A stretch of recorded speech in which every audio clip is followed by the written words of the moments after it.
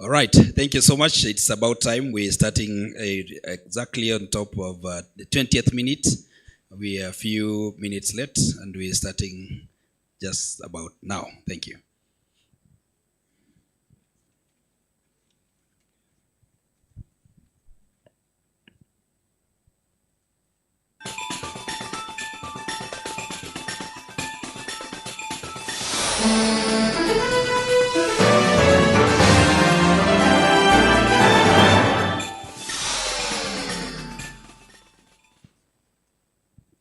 Thank you so much. I'll request all of us to be upstanding for the national anthem.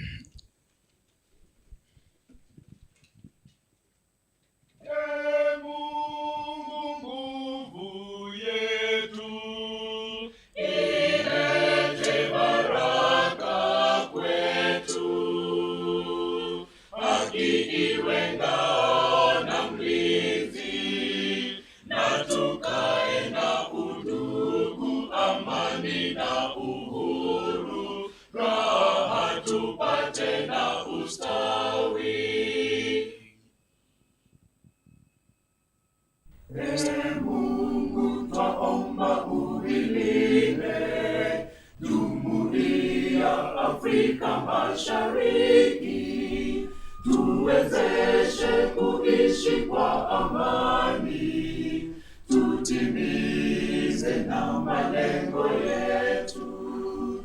Jumuiya yetu sote tuilinde, tuwajibike, tuimarike.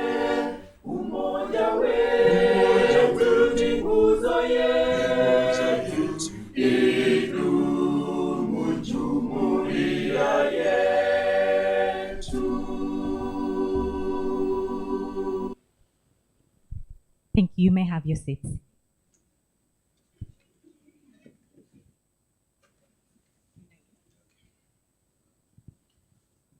Good afternoon, everyone, again. My name is Marceline Maroma, the head of PR and corporate communications at Icpak, and I will be one of the MCs today, and I'd like to hand over to Hilary to introduce himself, then we can kick off the program. Thank you so much, Marceline. Invited guests, thank you so much for joining today.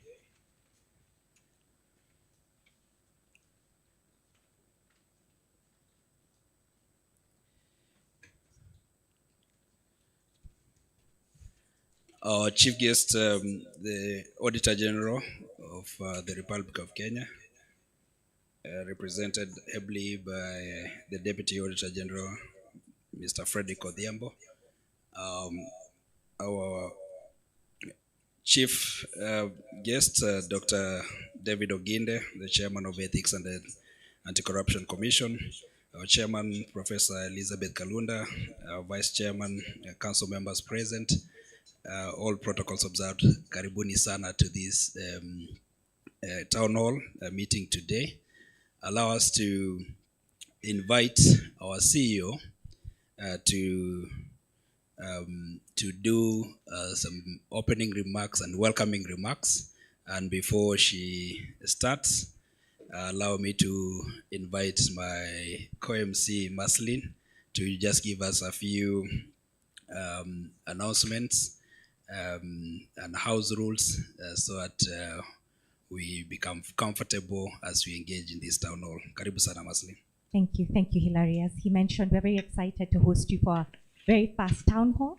Just a few things to keep in mind. One, this production will be streamed live on our social media pages on Facebook as well as YouTube on the Icpak social media pages, so please follow us on that.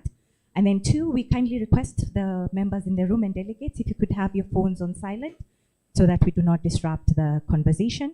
And those who are online, we kindly request if you can use the Q&A function for any questions you might have.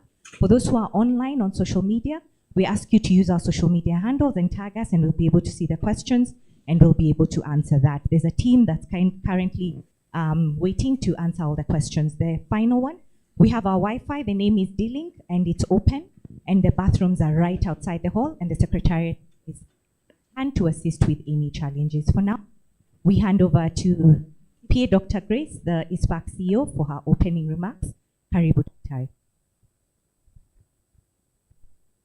you so much, Marceline. Thank you so much, Hilary. I hope you can hear me clearly.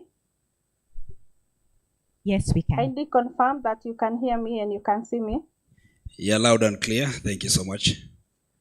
Thank you. Thank you so much for starting off this program. Allow me to start by apologizing that I was not able to join you there physically. I think this is a program and an event that I've really been looking forward to, but it came at a time due to other work exigencies at the Institute that I am representing the Institute in another forum. But I'm happy about technology that has enabled us to be able to still participate and have a great conversation. Thank you for those who are in our auditorium. This is the very, very first event we are hosting in the auditorium, and we are so glad to have many of you there, and also those who are joining us virtually. So before I make a few remarks and invite the chair to officially open for us this very first town hall event of the Institute, I received a lot of calls and a lot of questions about town hall, and it made me start thinking of what town hall is. And I think I was able to check a few areas and note that town hall actually dates back in the 17th century. And it was, I think, a public meeting. Initially, it was referred to the town building where the locals held their meetings, but it evolved to public meetings where local people were able to discuss local issues. And I think that such is the meeting we are hosting this evening or this afternoon. So we want to discuss about issues that are touching on ourselves as a country, as a people, as a profession. And we had to choose one of the agendas that we are going to run with today. And therefore, allow me to just make a few remarks and say that I'm very, very much engaged online. And I really look forward to this very first ever town hall event that we are going to host here at the Institute. And to say that this is the first of many that we are going to continue hosting and allowing our members and the general public to discuss issues touching on us as Kenyans, as a profession, and just touching on various issues. And in this particular town hall, we have deemed it the role, positioning auditing as a driver of economic growth and good governance, which I believe comes in at a very opportune time. So in terms of recognition, allow me, before I make my remarks, to recognize those who are present with us. And to start off, this is co-hosted with the Office of the Auditor General. So allow me to recognize FCPA Nancy Gathungu, CBS, who is the Auditor General of the Republic of Kenya, well represented by Mr. Frederick Odhiambo, the Deputy Auditor General Financial Services, Dr. David Oginde, who is the Chairman, Ethics and Anti-Corruption Commission, EACC, FCPA, Dr. Margaret Nyakango, Controller of Budget, who will be represented by CPA Jacinta Masila. We have the Executive Director, Transparency International, well represented by Mr. Gibson Mwita, who is Head of Programs. Allow me also to recognize our own Chairman, CPA, Professor Elizabeth Kalunda, who is the Chairman of Icpak, FCPA Bernard Amuka, the Vice Chairman, Icpak, Council members present. I can see many of them present there, but we also have those who are joining us also virtually. Feel very much welcome. Representatives from ministries, departments, and agencies. We have well representation because these are matters that are touching on each one of us. Representative from the membership organizations and non-state actors. Distinguished guests in the room, FCPA, CPAs. We also have a good team from the fourth estate. My team, my colleagues, I think you have already seen some of them there, and we have the entire house there. Ladies and gentlemen, good evening. Good evening once again. I'm really pleased to welcome you to this critical Icpak AOG, or Office of Auditor General's Office Town Hall, which is deemed positioning audit as a driver of economic growth and good governance. This is first of a kind of Icpak that we are collaborating with the Office of Auditor General to just discuss matters of how audit can then be able to be a driver of economic growth. First, I wish to warmly welcome you, the distinguished guest in our program, whose presence adds to the importance and urgency of this discussion. We are also thankful to each of you for joining us and partnering with Icpak in this vital public interest work. Ladies and gentlemen, let me try to explain why Icpak considers this town hall as timely and necessary. The Office of Auditor General reports, which we have summarized and we launched the report last year, highlighted ongoing significant governance challenges that are impacting the service delivery and economic stability. For instance, reported pending bills for ministries, departments, and agencies amounted to approximately 130 billion for the year ending 30th June 2024, and I know Mr. Frederick will be confirming those figures, while several county governments still face significant pending liabilities. These figures are not just line items, they represent obligations that obstruct development, delay supplier payments, and burden the small and medium enterprises that supply government projects. These are not reasons for despair, though. They're exactly why this town hall idea, whose time has come, was set up.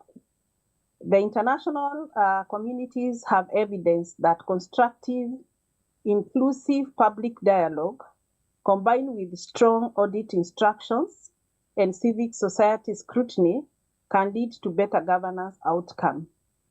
The World Bank and the EOCD analysis emphasizes that citizens' engagement, open debate, and cross-sector collaborations result in more informed policy decisions, improved service delivery, and stronger accountability.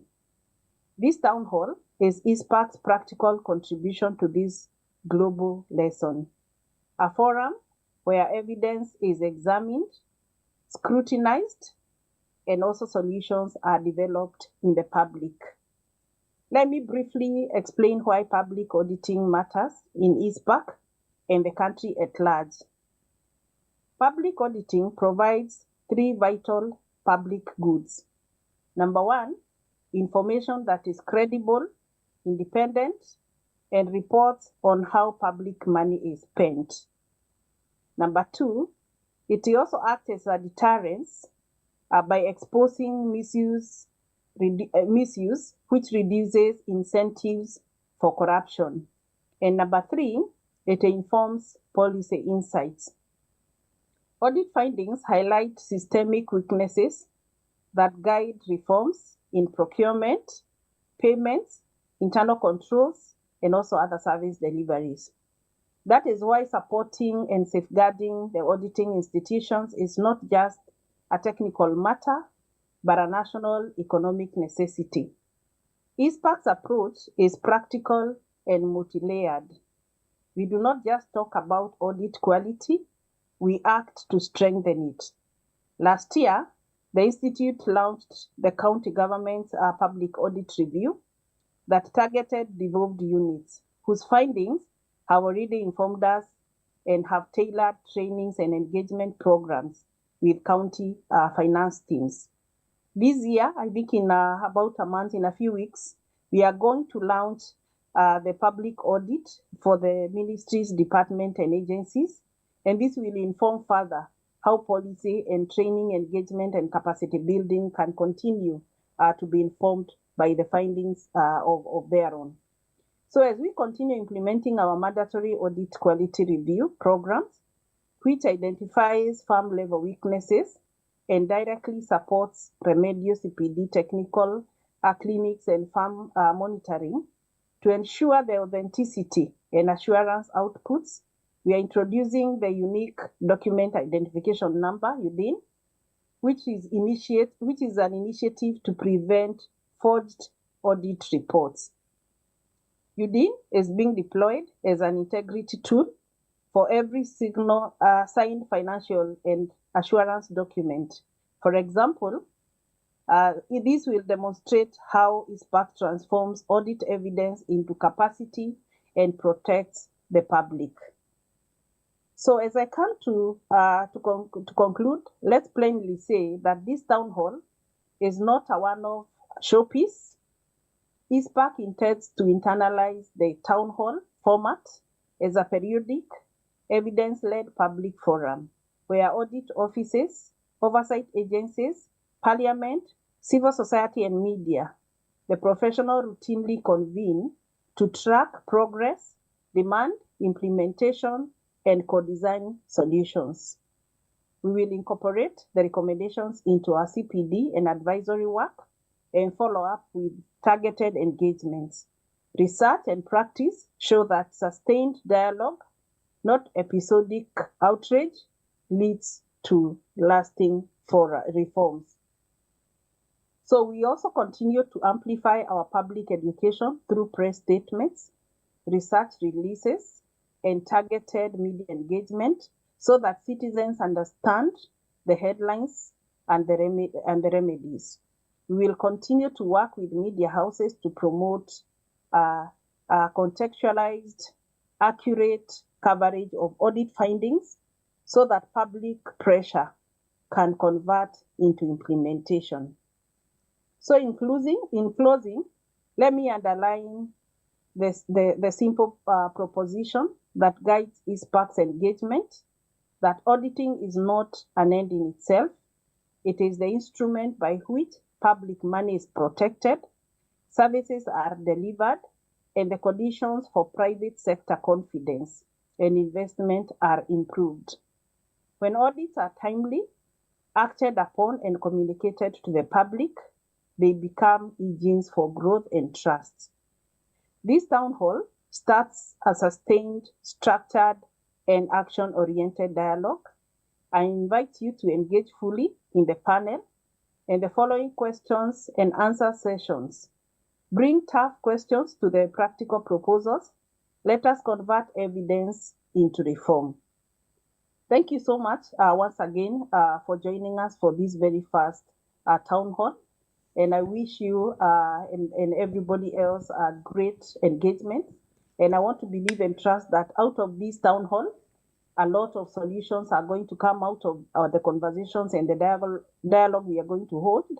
And this will not end here, but will go out to be implemented for the betterment of our country, for the betterment for our institution, and also for the betterment of the profession at large.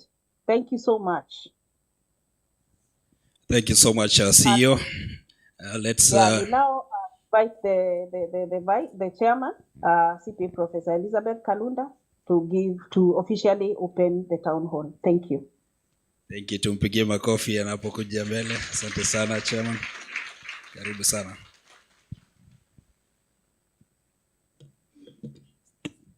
Yeah, thank you so much, our CEO, CPA Dr. Grace Kamau, for those opening remarks. And indeed, we are very delighted here because for the first time in the history of Icpak, we are sitting in our own auditorium. Is that right? And again, for the very first time, we are having our inaugural town hall. So we can say that Icpak, there's so much that is coming. These are the things that we've started, and there'll be more to come, which are meant to serve the members. So allow me to make the opening remarks. I'm going to be brief. My remarks are quite long, but since we'll be having the discussions and I want most of the time to focus on the discussion, I will really cut down on my speech. Allow me also to ride on the protocol that has already been established, because I have a long list of the special guests who are here, including those who are physically here and also those who are online. So kindly allow me to skip that bit. Good evening. Yes, so on behalf of the Institute of Certified Public Accountants of Kenya, I wish to extend a very warm welcome to all attendees. Whether you are participating in person or at the CPA Center, through our live streaming platform, I appreciate your time and engagement in this inaugural Icpak Oag Townhall meeting. Allow me to extend my gratitude to the Office of the Auditor General for jointly hosting this town hall. This occasion marks a significant milestone as we kick off the inaugural town hall meeting. It represents the beginning of numerous dialogues addressing various issues. I also want to thank all organizations in this room who and also the panelists who are going to be part of the main discussion for today. We have panelists from the Ethics and Anti-Corruption Commission. We have Transparency International. There is Icpak, and also the host of this event, who is the Office of the Auditor General.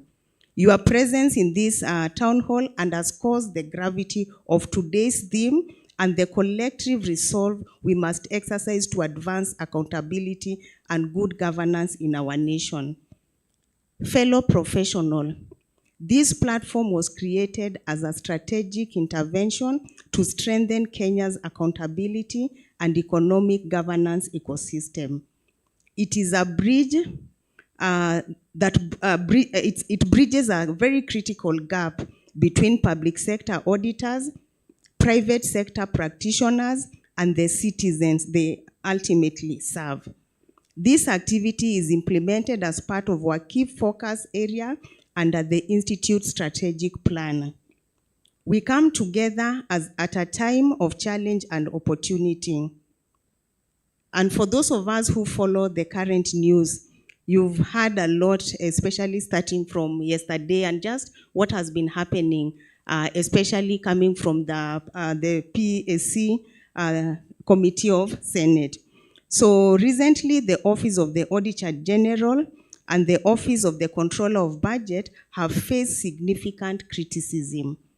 Their independence has been questioned, their credibility challenged, and at times, their reports politicized. The recent assertions against the Office of the Auditor General and the Office of the Controller of Budget call for introspection and the need to forge a collaborative front to support accountability and physical integrity in the country. Just imagine a future where our economy is strong and everyone has an opportunity to prosper. That future is ours to build together. Let's come together, share our best ideas, and develop solutions that allow us all to benefit from Kenya's growth. The first step to this is dialogue, and that is what this town hall is all about. Let me be clear that the Institute of Certified Public Accountants of Kenya firmly supports the OAG, the Office of the Controller of Budget, and broader accountability agenda. True to our tagline, where integrity counts, we proudly stand among the defenders of public trust.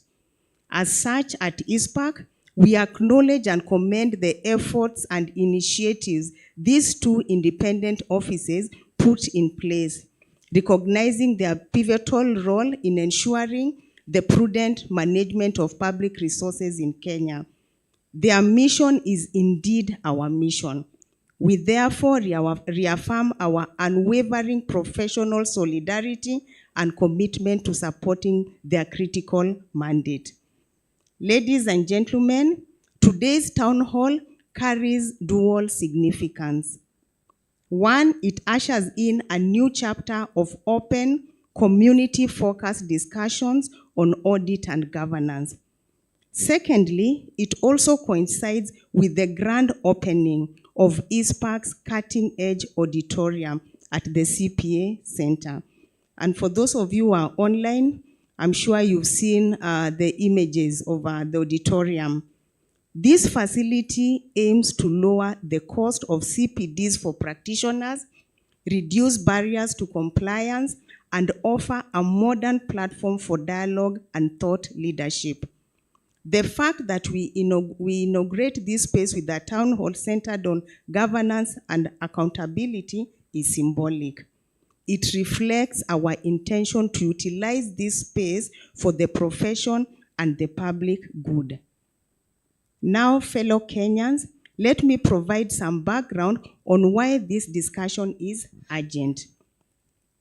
The Auditor General's report of 2023-2024 National Government Summary Report presents promising and yet worrying findings.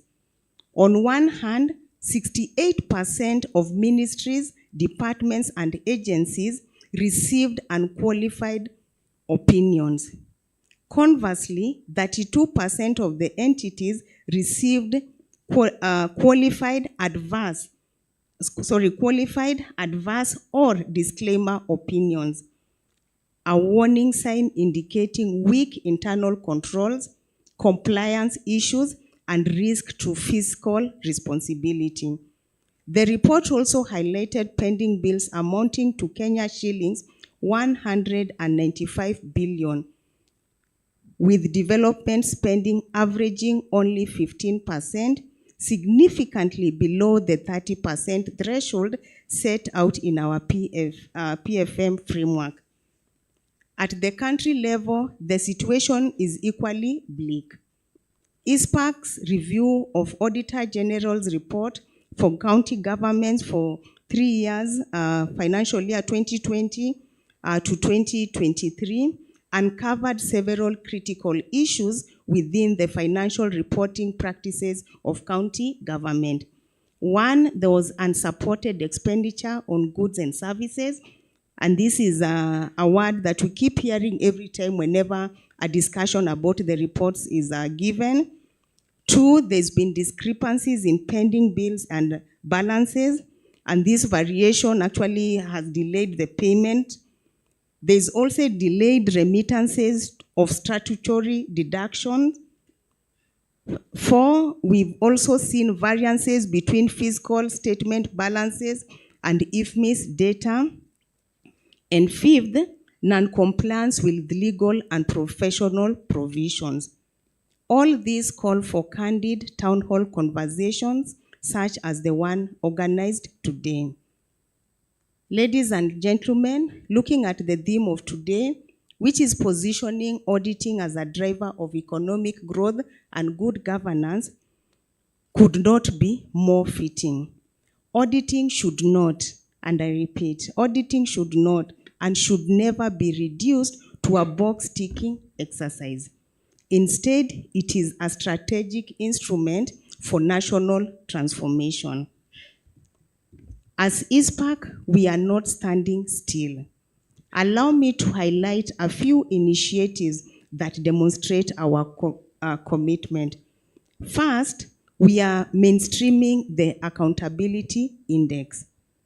This is a tool to measure transparency, accountability across sectors and counties, providing citizens with accessible scorecards to hold leaders accountable. Secondly, we are rolling out the unique document identification number. This is modeled on India's success to combat quacks, document forgery, and impersonation in the audit profession, which for us is a big milestone because that is a big problem in Kenya. Third, we are embedding quality control system, the ISQM 1 and 2. Fourth, we are championing data analytics, artificial intelligence, and blockchain to move audits from hindsight to continuous predictive assurance. Fifth, we are working closely with internal audit functions across the public sector to to strengthen their capacity as the first line of defense. Sixth, we are partnering with stakeholders such as Parliament, the Attorney General's Office, and non-state actors to lobby for enactment of a whistleblowers protection legislation in Kenya. And lastly, we are engaging policymakers to review the Accountant Act so that it can expand Icpak mandate, enabling it to regulate more effectively and act decisively in public interest. So ladies and gentlemen, as I come to the end, I want to mention that this town hall is not a one-off. It is actually the beginning of many others that will be coming. And from our plan, we are planning that we'll be holding one every month to discuss topical issues that affect the country, and we as accountants have to remain in the forefront. Now, with those remarks, I want to welcome you to engage fully in the following panel discussion. Ask those challenging questions that you've had, propose bold solutions, and commit to action. The time for lamentation has passed, and decisive reform is now. Asanteni sana, and once again, welcome. Thank you so much. I think our chair deserves the best right? Thank you so much. Asante sana. Okay. Yeah. Okay, so with those opening remarks, let me take this opportunity to welcome our panelists, who I'll request them to come to the front. And from here, I can hand it over to Hilary and Julian so that they can take up the program. Thank you. Thank you. Allow us to head straight into the town hall discussion, and to lead us through is our honorable MC, Julian Samboko. Kindly come and take the stage for the town hall. Thank you. Awesome. Mic check. Oh yeah, this is audible. Good afternoon, friends. We want to jump into mic check. Do I rely on this one? Mic check sounds better. We want to jump into a conversation on. Please come, because you don't have to go back and come again. Chair, you'll sit here. Audit, governance, and economic growth and implications. A very important topic, right? And I'd like to call on stage my panelists. The chairperson is already here with us, CPA Professor Elizabeth Kalunda. Let me welcome Dr. David Oginde, Chairperson, Ethics and Anti-Corruption Commission. Please join us. Let's give him a round of applause as he makes his way here. And Mr. Frederick Odhiambo, Deputy Auditor General, please join us on stage. Let's appreciate him as well.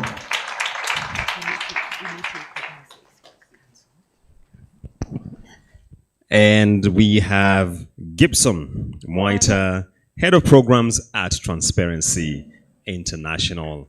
Karibu sana on stage. Before I jump into the conversation, we'd like to take special recognition of the Icpak Council members in the house. If you could just rise up, we appreciate your presence and thank you for joining us this afternoon. Asanteni sana. Let's appreciate them for making time to be with us. Asanteni. Thank you very much. Always a delight to be in your presence. So friends, the way we shall execute this is I will walk through questions. I invite questions from the plenary as well as from those joining us online.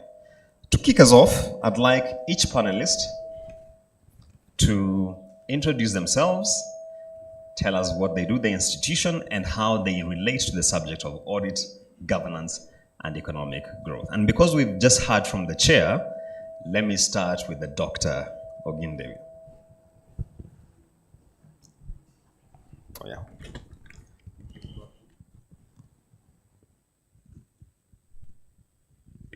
Okay, I think it's working now. Thank you. Thank you very much. Good evening, everybody. My name is David Oginde. I serve with the Ethics and Anti-Corruption Commission, serving as the chair of the commission. You said what else do you say? The role the institution plays, yes. How the institution relates with audit. Actually, the audit reports that come out of the Auditor General's office, they go to Parliament. That includes the National Assembly and the Senate for scrutiny on any issues that may have arisen out of them, of any malpractices. And usually those are forwarded to us as EACC to take any appropriate actions as may have been proposed by the Senate or by the National Assembly, either to do further investigation to ascertain whether what the auditor has reported actually took place, because the auditor does attest, but we then do an investigation to just find out what actually may have taken place. And then where we find that there are any malpractices, we take necessary action according to the law, whether to get that person into the judicial system for prosecution, or whether to get back the resources they may have taken from the public, and different kinds of administrative actions that could be taken depending on what particular matter may have happened in this particular case. So that is what our role is as an institution in terms of dealing with matters audit. So in short, what the doctor is telling us is the auditors are the physicians and he is the mortician. Pun intended. Let's listen to Bwana Gibson on the extreme end, and then we'll hear from the Office of the Auditor General. Thank you so much. My name is Gibson Mwaita from Transparency International Kenya. So Transparency International Kenya, our work basically focuses on ensuring or working towards having a transparent and corruption-free society. TI Kenya is an autonomous chapter of the TI Global Movement, whose mission is basically working towards a corruption-free world. So our work revolves around three main programmatic areas. We have citizen demand and oversight. We have natural resource and climate governance, and then we have aspects around public finance management, where this particular conversation pretty much sits very well. So how do we fit in here? According to the 2025 economic survey, it is said that about 25% of the public sector contributes to the GDP. And so in that particular aspect then, we know that public spending is very key as far as the GDP is concerned, at the same time as far as the economic growth is concerned. With our heart of fighting for a corruption-free society, we know that audits and auditing is very key in terms of giving us fodder and giving us evidence for our advocacy work, to just be able to engage in the conversations that we engage in and be able to push for accountability and transparency in public sector. But besides, we also know that audits are actually, and the reports therein, actually a big deterrent to corruption. And this can be seen even from what is happening or what has been happening in the past 1 week or so, where there's reports coming out to public, and so that way then the conversation have pointed out to possible corruption that then really help in deterring the same. That concerns us. Thank you very much, Gibson. Highlighting the importance of audit reports, because that is finally the litmus test we have as far as value for money is concerned. Remember the budgetary cycle? We have the revenue, we have appropriation. Now the value for money is what is bringing out. Let's hear from the Office of the Auditor General. Thank you very much, moderator, and good evening to everyone. It's indeed an honor to be part of this conversation and jointly doing it with Icpak. So we're actually delighted to be a part of this journey with you. My name is Frederick Odhiambo, CPA, Frederick Odhiambo, Deputy Auditor General of the Republic. I deputize FCPA Nancy Gadungu, and I'm delighted to be sitting here to represent her in this conversation. Why are we here? Obviously, we are the centerpiece of it, so I don't want to belabor in answering the question why we are here, because we want to partner in this journey. The Office of the Auditor General is anchored under Article 229 of the Constitution, and we are entrusted to audit public funds across all public institutions. Now, our audits cut across not only financial audits on ensuring that public funds are spent, but we have gone a step higher to actually engage in other audit services. You'd be delighted to know that we also have special audits that we undertake. This is a performance audit. Sometimes they call it value for money. We also do compliance audits. We do system assurance or data science audits. We do environmental audits, and we also do forensic and investigations. So just complementing what the ethics and anti-corruption are doing in terms of the fight against corruption. We are at the center stage of the conversation. So I would not want to belabor onto the political side of why we are the centerpiece of this conversation, because I'm sure the panelists will touch on that. But we are delighted to be here and have a conversation with you. Thank you. Asante sana, CPA Frederick. And I'm a very big fan of the special audits that come from your office. They give me very good headlines. Chairperson. Yeah, thank you so much. Thank you so much, Julian, and I'm really honored to be part of this panel. I'm CPA Professor Elizabeth Kalunda. I'm serving as the chair of the Council of the Institute of Public Accountants of Kenya, and we are the host of this event. So why are we here? One, according to the mandate that has created Icpak, this is the Accountant Act, Cap 531, we have been given the role of regulating, developing, and promoting the accountancy profession in Kenya. From what my panelists have said, they've been talking about reports. Who generates those reports? We are the ones who generate those reports. Again, who goes into depth to see whether those reports make sense? We are the ones as auditors. So we are really at the center of this conversation when it comes to matters that relate to accountability, when it comes to matters relating to auditing, when it comes to matters relating to good governance. We are actually at the center of that.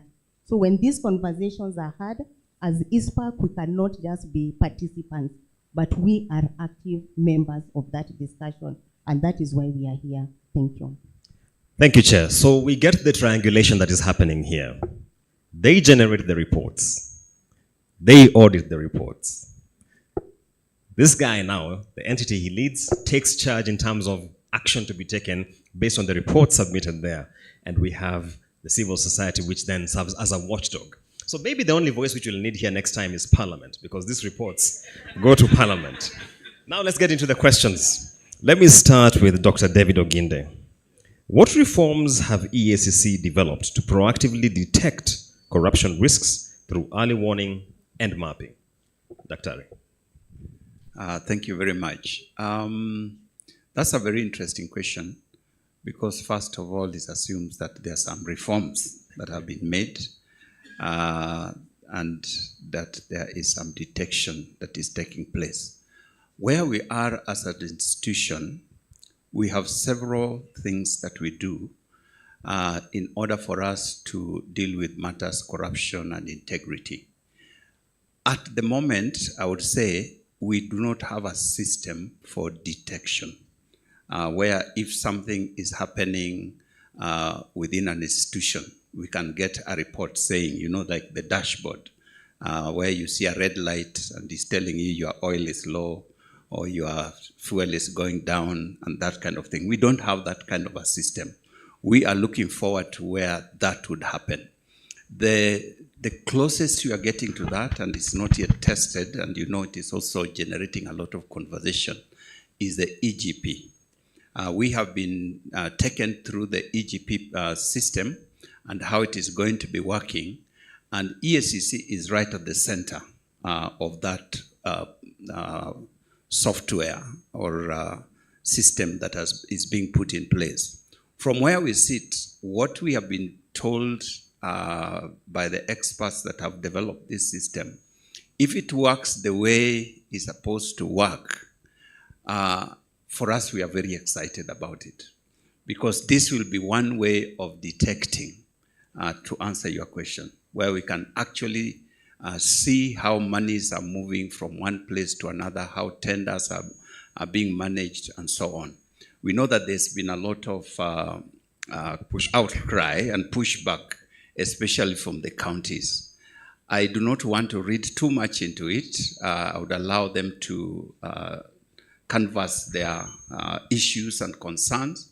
But for us, it's something that the public should actually support, because a lot of resources get lost in the procurement system. A lot of our work actually has to do with procurement.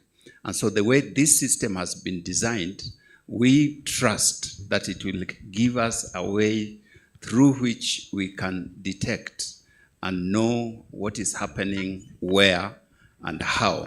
So that is what I would say on the matter of detection. But we have, apart from that, we have programs that we run to help us fulfill our mandate. One of them is investigation, which I already talked about. And the investigations not only come from the reports that we get from Parliament or from the Auditor General through Parliament, but also of our own initiative if we sense that something could be happening somewhere, either because of public outcry or a whistleblower who has sent information to us. We go in and first of all, there's intelligence, there's investigation, and the process goes on until we determine what could actually be happening. The second area is prevention. In prevention, we have several things that we do. There's education, just to educate various members of various entities, the ministries, the departments, agencies, the county governments, on how to handle matters, corruption, to prevent them from happening. And two ways which we use to help various institutions, one of them is called corruption risk assessment. The corruption risk assessment is a voluntary process where we can come to an institution either by proposing to them or by them inviting us. And we go in there and look at the whole system of how they conduct their business and try to detect where there might be loopholes that those people who are corrupt in their minds could take advantage of, and then make proposals as to what could be done to seal those loopholes so that the public resources are not lost. So that's one of the things that we do. We have done that for several parastatals, ministries, county governments, and so on. And I would say that those institutions that have taken those assessments seriously have actually benefited. We have seen very positive outcomes. The other one we do is called systems review. Systems review, like the auditor has said, they also audit systems. Because sometimes corruption happens because systems are weak. So you find that there are resources right in front of you, just like food has come in front of you and you're hungry. So the temptation to eat is very high. Yes. So even the very people who may not have wanted to get into corruption, but this thing is right here, may find themselves doing the wrong thing. So we try to look at the systems of an institution and try to find out, are there areas that could be strengthened so that the institution can perform to their mandate without some of these difficulties that we face. So let me pause there for now. There are others that I would have said, but I could be here giving a lecture the whole evening. Thank you, Dr. Oginde, for that breakdown. When Dr. Oginde speaks about EGP, we are all familiar. The electronic government procurement. That was one of the requirements that Kenya had as part of the IMF program, which has just lapsed in March this year. And we wait to see the outcome.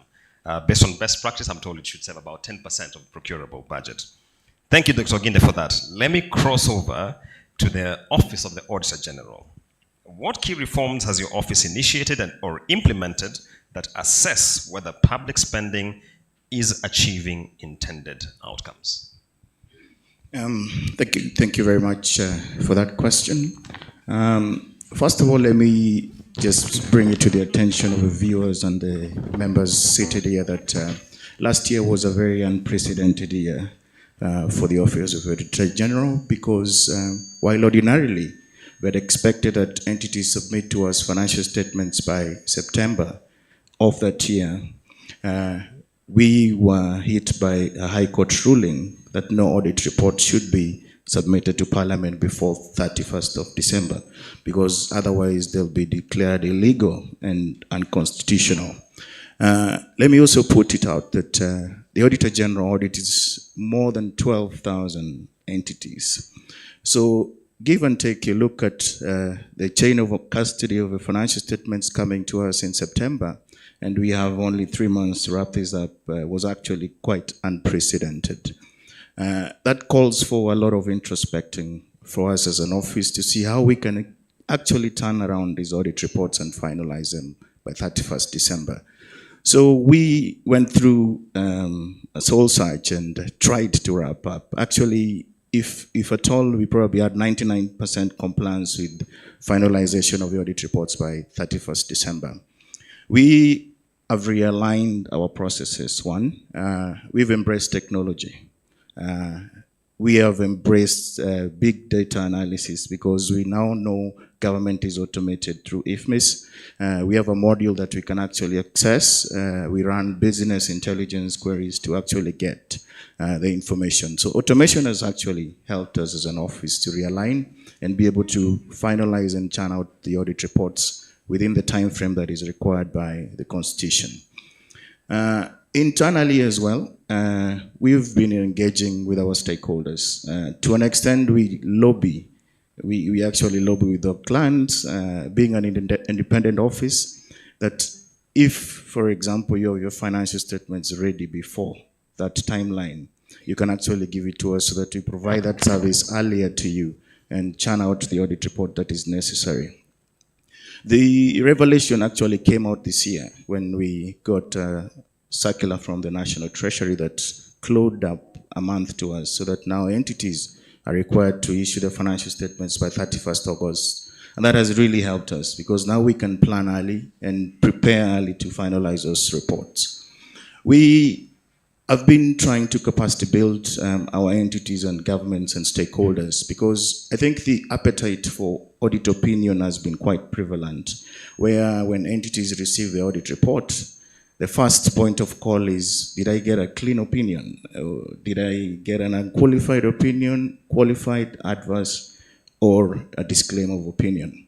I think the statistics are out there. We publicize this, and you've seen that there's an increasing trend of decrease in qualification and an increasing trend for unqualified audit reports by ministries, departments, and agencies. But we can also see that the efforts are not only from us, but it's also from government, because the head of public service issued a circular for a zero-fault audit that really pushed the accounting officers to start thinking on whether they're doing the right things on the numbers.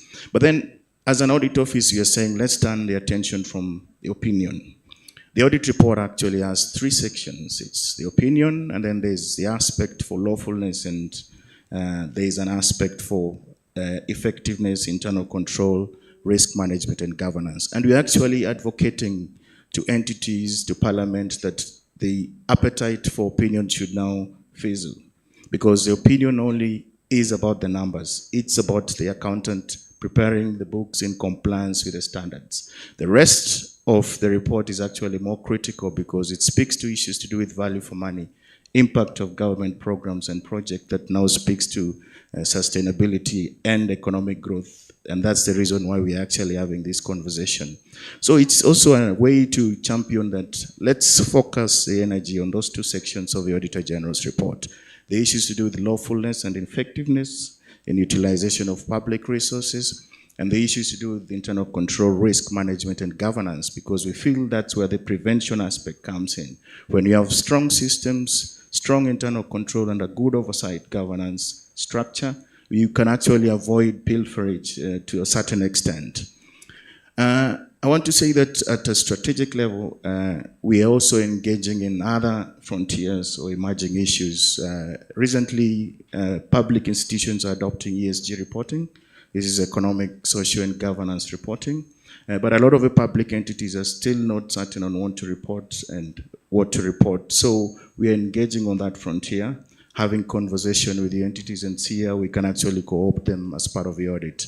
We are equally doing continuous presence, continuous monitoring, and real-time monitoring to ensure that we are not coming as, you would say, a mortician towards the end so that we are lost. You know, once the money is gone, sometimes even the asset recovery agencies struggle to get this. So we are saying, let's be realistic and be real-time. Monitor the transaction as they happen, because we actually have a module to access that through IFMIS. There's an aspect that is also important to bring to your attention. This is what we call citizen accountability audit. Citizen accountability audit is a new frontier where we are actually partnering with citizens and civil society organization and community-based organization to actually audit for us. We have slowly seen that everyone is becoming an auditor, including yourself. The public is more of an auditor than us. Sometimes we meet reports online. The Gen Zs have analyzed all the audit reports for the counties and have picked critical issues that sometimes we are even surprised. So realizing that the public is actually the auditor and the audit is citizen-centric, we have slowly embraced the aspect of partnering with community-based organizations, civil society. For example, TI and us, Transparency International, do joint reports, joint analysis, so that we can prepare and disseminate this information to the public. The majority of Kenyans, of course, we know, understand both English and Kiswahili. We are slowly also embracing the aspect of disseminating our reports in Kiswahili and trying to lower the language. We are not, we communicate to the Parliament through that chain of accountability on our reports, because Parliament is the first point of call, being the recipient, and so are the county assemblies. But to the extent of understanding audit language, it might be difficult for the common mwananchi. So to make it palatable, we are also synthesizing the language. We have realized finally that we need to also capacity build our parliamentarians. Remember, the county assemblies are the recipients of the county reports. Being that it's a cyclical process, sometimes takes 5 years, we need to capacity build them for them to actually digest and get the right information from those audit reports so that they can call the counties to account for those resources, and also be able to question the accounting officers to be able to respond to those issues. So I think those are some of the highlights that I can front, that strategic intervention we're making towards this realization. Nice. And I know, Deputy Auditor General, I am one of those who are guilty as charged for being citizen auditors, because I'm a big consumer of the content that you put out. Thank you for that. I want to ask 2 questions and then I throw it. So be ready with your questions. You just shoot up your hand, introduce yourself, and we engage. Marceline and team, you'll tell me whether we have any questions online as well. Let me start with Gibson on the extreme end. What is the role of CSOs in audit and governance, and how do you assess the present state of play?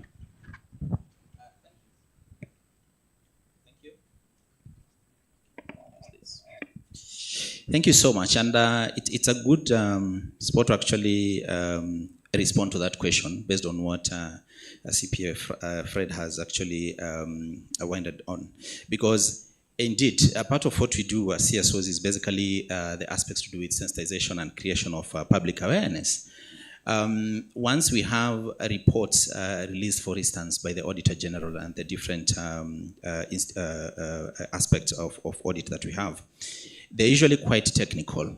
And so together with the Office of the Auditor General and the other players, our work is usually basically to, simplify them into palatable, aspects, and also produce them in different and easy to understand aspects, like, for instance, fact sheets, cartoons, infographics, and even translate them into local languages. Why? So that the citizens may be able to understand exactly what the reports contain. When you take it to the citizen and talk to them about qualified, unqualified, adverse, and all the others, they might actually float. They will not understand what you're talking about. So our work is usually to be able to simplify them and present them in a way that then facilitates the citizen to engage in different actions. As correctly pointed out by the moderator, we are also a watchdog and an accountability partner. And so in a country where there is opposition, we also provide that extra layer. But in a country where the opposition is not there, we are not mentioning such countries, but in such countries then, pretty much the role is left to CSOs and other activists to be able to, watch every move by government and be able to look out for reports, be able to speak about it, through pressers, issuing of statements, and just rallying public to just be able to, speak against that. In that way, then, we also play a critical role in amplifying the citizen voices. Why? Because they could be out there, but they do not have a platform to just be able to bring their voices to a place where they can just be heard. And so that's part of what we do in terms of organizing even for forums, conferences, meetings, including even town halls where we can actually be able to bring leaders and youth bearers to a round table and just be able to facilitate those conversations where a citizen can ask for questions, seek clarifications, and really hold them accountable to what the reports are speaking about. But besides and of interest is what have actually been said here, that besides or as far as the audit process is concerned, indeed, CSOs have other, and for the many years, complemented the public audit through the social audit. And so we work with the citizen groups in the communities to be able to ensure wherever they're working or wherever they are in, monitoring the different projects, following up to just be able to see, is public finance and public money being spent the way it's supposed to be?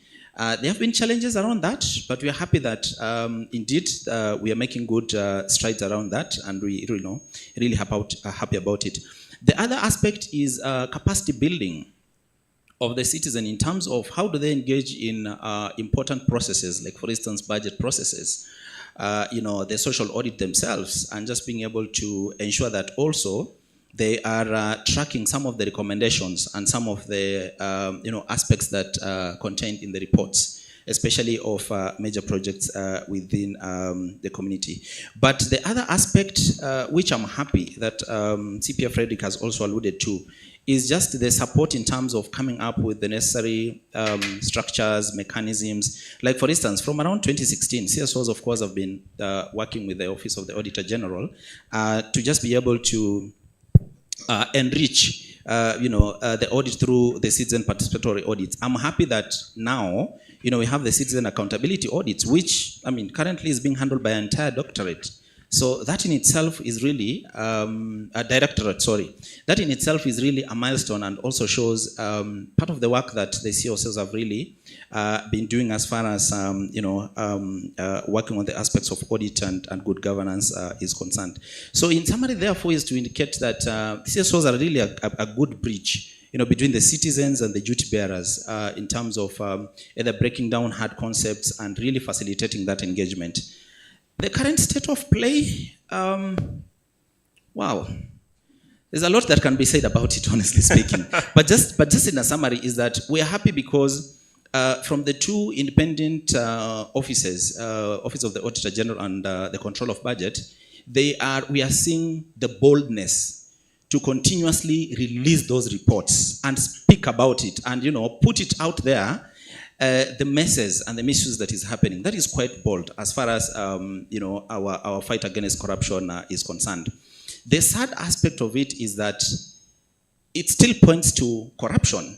That nowadays it's like every project, it has an underlining corruption to it, and so it is just a matter of time for us to be able to be told that this is what is happening.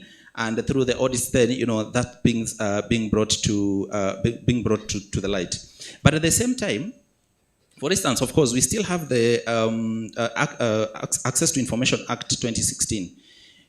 It has not been fully implemented and realized. Why? Because sometimes when we are doing, for instance, we are following up as CSOs on particular information resulting maybe from either a WikiLeaks or a reported case, it becomes very hard for us to be able to get that information, for us to be able now to effectively put our case together and speak about it. But besides, some of the recommendations that are also put forward, the government and the different players are not very receptive to them in terms of accepting all of them and being able to implement that. And so we feel that yes, there are good things happening. Information now is there, but we also feel that the recommendation, there's still something that really needs to be done as far as implementation of the different recommendations are concerned, and that also sharing of information, because for us in the corruption fight, we know that the biggest impediment to corruption is actually the opaqueness. If people do not have the information, they cannot put the leaders to account. They cannot be able to follow up on something. So that in itself is a huge impediment. Thank you. Thank you for that, Gibson. Before I invite the plenary, let me get some thoughts from Chairperson right next to me here. There's a growing concern around quack auditors and quack accountants. And maybe let me push it even further. There are competent accountants and auditors who sometimes the reports they put forward raise questions. What are you doing about it as the Institute? Okay, thank you so much, Julian, for that question. Because going by the Accountant Act, Section 18, it is very clear in terms of who should practice as an accountant. And also it talks about issues like you should be a member in good standing, and for you to be an auditor or especially an external auditor, you need to have a practicing certificate. But despite this strong regulatory mandate, we still find that there are some people who claim that they are accountants, or people who have had some practice or some learning about accountancy, but yet they are not in our books. Because currently we have around 35,000 accountants. So anybody who is not registered, anybody who does not have a practicing certificate, then if you are doing those roles, then it means you are a quack. Now, as an institute, we have a number of measures that we've put in place to ensure that we reduce the number of quacks. And I would want to actually say, these quacks are the ones who actually spoil our name, because outside there, they are considered as accountants, and yet they are not.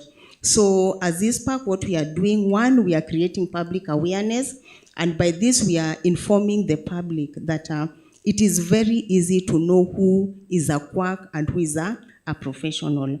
And we have a portal that is very simple to use. You log in, you put in the member detail, either the number, because the quacks also have numbers. So you just check whether that number represents that person. If you don't know the number, you just put the name and you'll be able to know whether that member is actually a member. And we tell those who procure our services, before you engage, please check on that. It is very easy.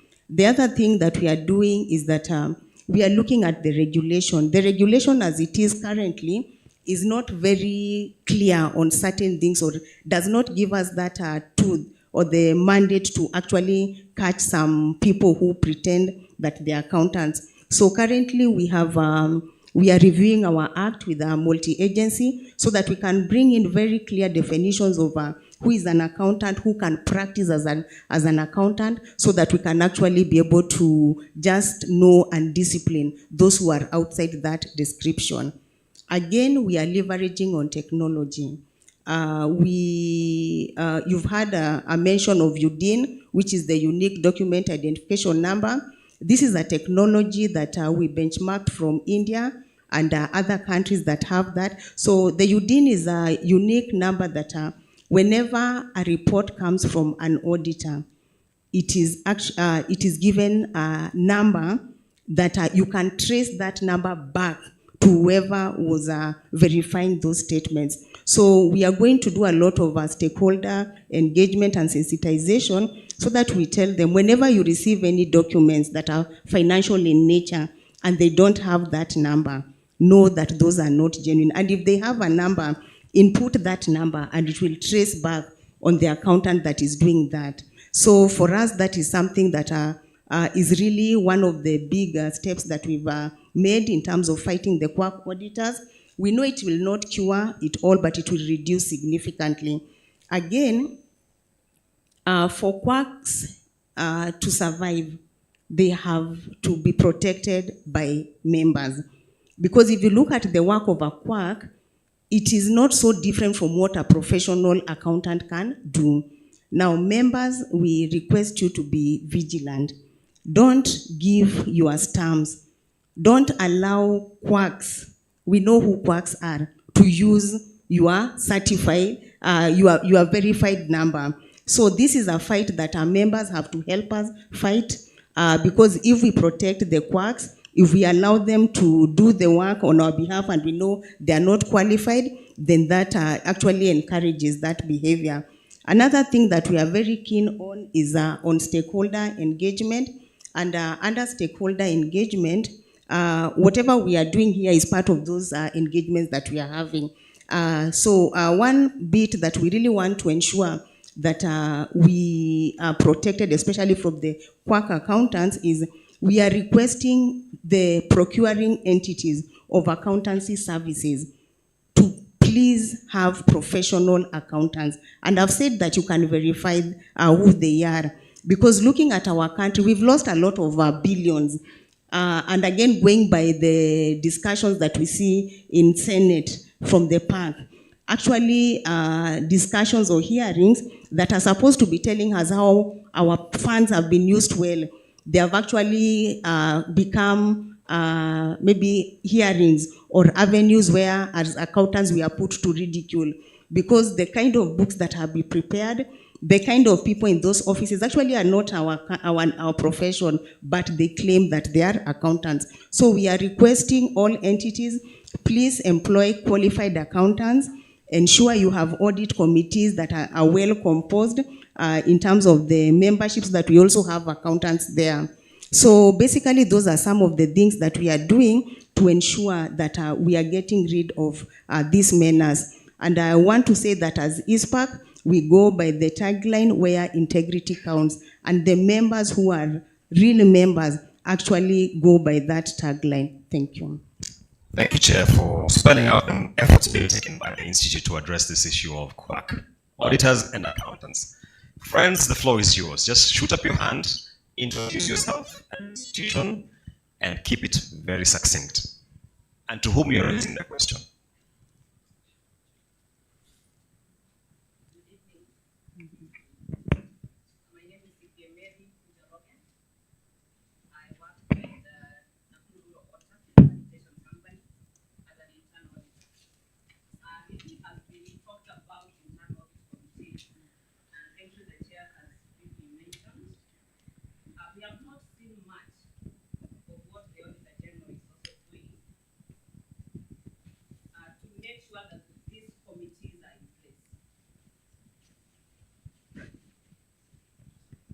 Sorry for that. Please proceed. All right. I was saying that we have not seen much of what the OAG is doing in terms of making sure that internal audit committees are put in place. Because we know there is an audit act. You're supposed to come and rely on the internal audit committee reports. We have seen from the PAC committees, they are now calling internal audit committees. And it's very unfortunate that some counties, 2-3 years down the line, still do not have an internal audit committee, which renders the internal audit department useless. The same question is to our chair. We had a county saying that the people who applied for those committee positions were not qualified. How can we link the institute with such counties? Because I'm sure we have enough accountants, we have enough qualified, Kenyans who can sit in those committees.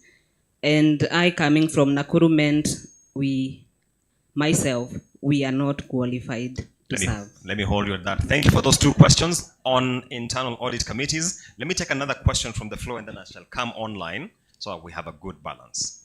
Marceline, where do we go? Let's cross over to this side of the room. Former chair, we shall come there. Thank you. My name's CPA Dr. Henry Momanyi. My question goes to Dr. Oginde. Corruption starts from the mind. It's the attitude of the person. The mind of the person. And therefore, as we engage Dr. Ginde, what interventions, what emerging strategies is ESCC put in place to try and sensitize both the public and those in leadership who have the responsibility of accountability of the financial resources, as well as those who prepare the accounting financial statements. So both from the angle of the public and those in the leadership of accounting, proper accounting of the financial resources. Thank you. Thank you. Thank you. Thank you very much. Let's take 2 questions from online, then we shall come back to the floor. Mama, please, other question.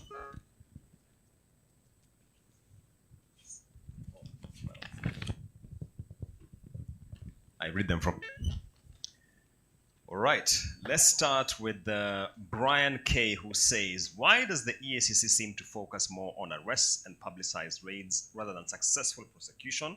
I believe that's a question to Dr. Ginde. And let me move to John Ogao, who is asking, why does it take long for public institutions to implement audit recommendations? That one, of course, goes to the Office of the Auditor General. Let's take those questions, and then we shall come back to another round.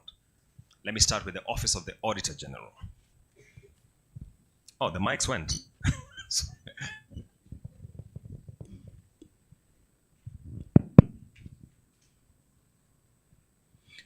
Thank you very much for the question. I believe this is from Nakuru Water and Sanitation. And this is around internal audit and internal audit committees. I'll try and answer this in twofold. One, we have recently taken on board a decision as an office to strategically partner with internal auditors within the institution. This came after the realization that we believe that the internal auditor is actually our sister or brother in the institution. And that actually saves us a lot of time in terms of the work that we do, because we come at the end. Now, having made that realization, one, we started this stakeholder engagement and sensitization to various decision makers. We sounded this when we attended the zero fault audit session that was being rolled out on the stature of internal audited institutions. We did realize both at national government and county government that the internal auditor is actually not given the seat at the table. And even if you look at how they report administratively and functionally within the ministry, there's a different department through the Office of the Internal Auditor General that reports there. We have made it clear to our auditees, people in charge of oversight, that we want the internal auditor to be a part of the meetings that we're having, and we want to have sight of the reports. Now, the question around committees is a sensitive one, and I think in a way she kind of answered, because sometimes it's a capacity issue, but then when we question institution heads, they say sometimes it's also a compensation issue coming into this kind of responsibility. So that's a sensitive area, competency and composition, because we see adverts going out, but the entities themselves are telling you there are very few people who are expressing interest in taking this role at audit committee level, especially at the counties.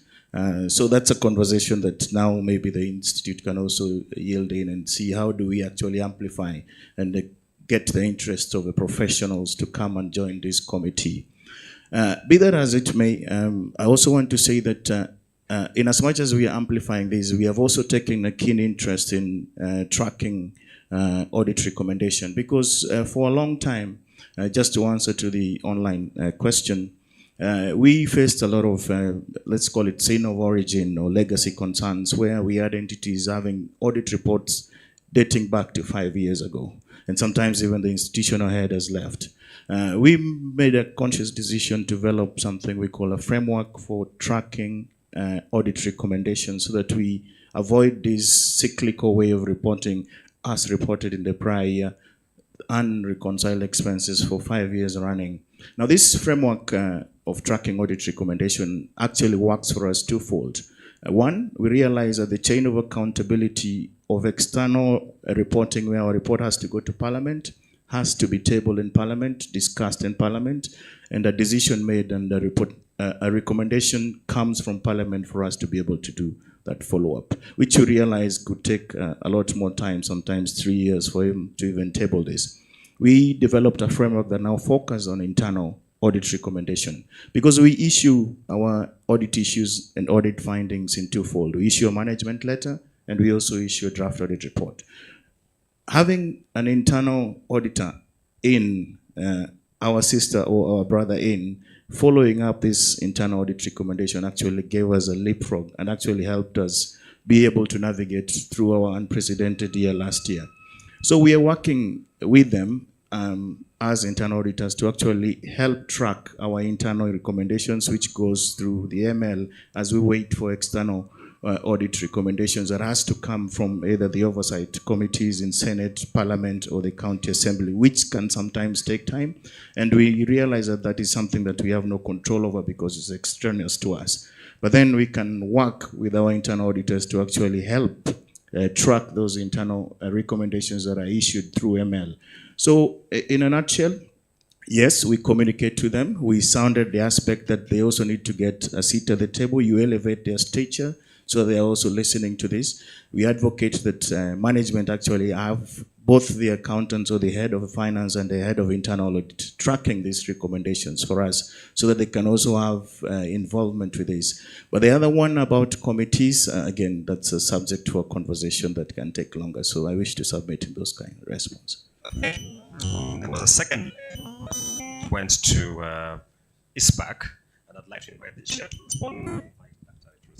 Yeah, thank you so much, CPA Mary, for mentioning about the audit committees and their effectiveness and whether they are there or not. Now, it's interesting to note that we have so many accountants who are qualified and who apply for these positions.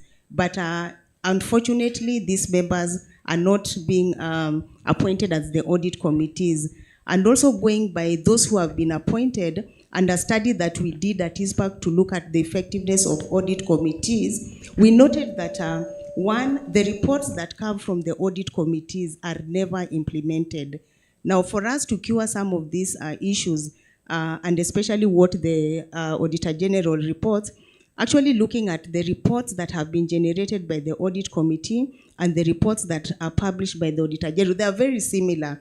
Meaning that if the tone at the top would actually listen and implement those reports, and this follows what Fred has said, we'll have very minimal of some of these issues. So we need to come together so that we can support the audit committees. If it is a financial issue, then we need to see where the problem is. Because looking at how the county spend, definitely, I wouldn't say that we don't have resources for the audit committee. So let the tone at the top actually lead on this. And then as Icpak, what we are planning to do, because we know we have our members in some of these committees, we have agreed or we have planned that every quarter we'll be meeting with our representatives in the various committees so that they can report to us what they are doing and what problems they are encountering so that we can bring in change. So that is what we are doing at Icpak. Thank you.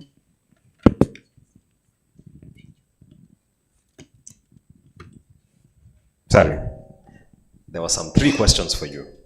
Please take them. Thank you very much.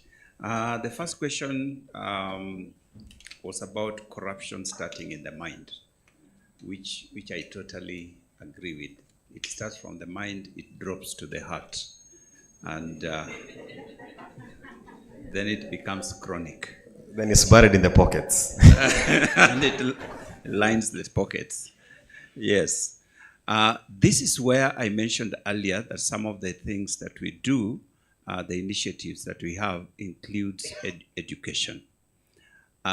Education is really to help the general public in terms of awareness of the effect and impact of corruption.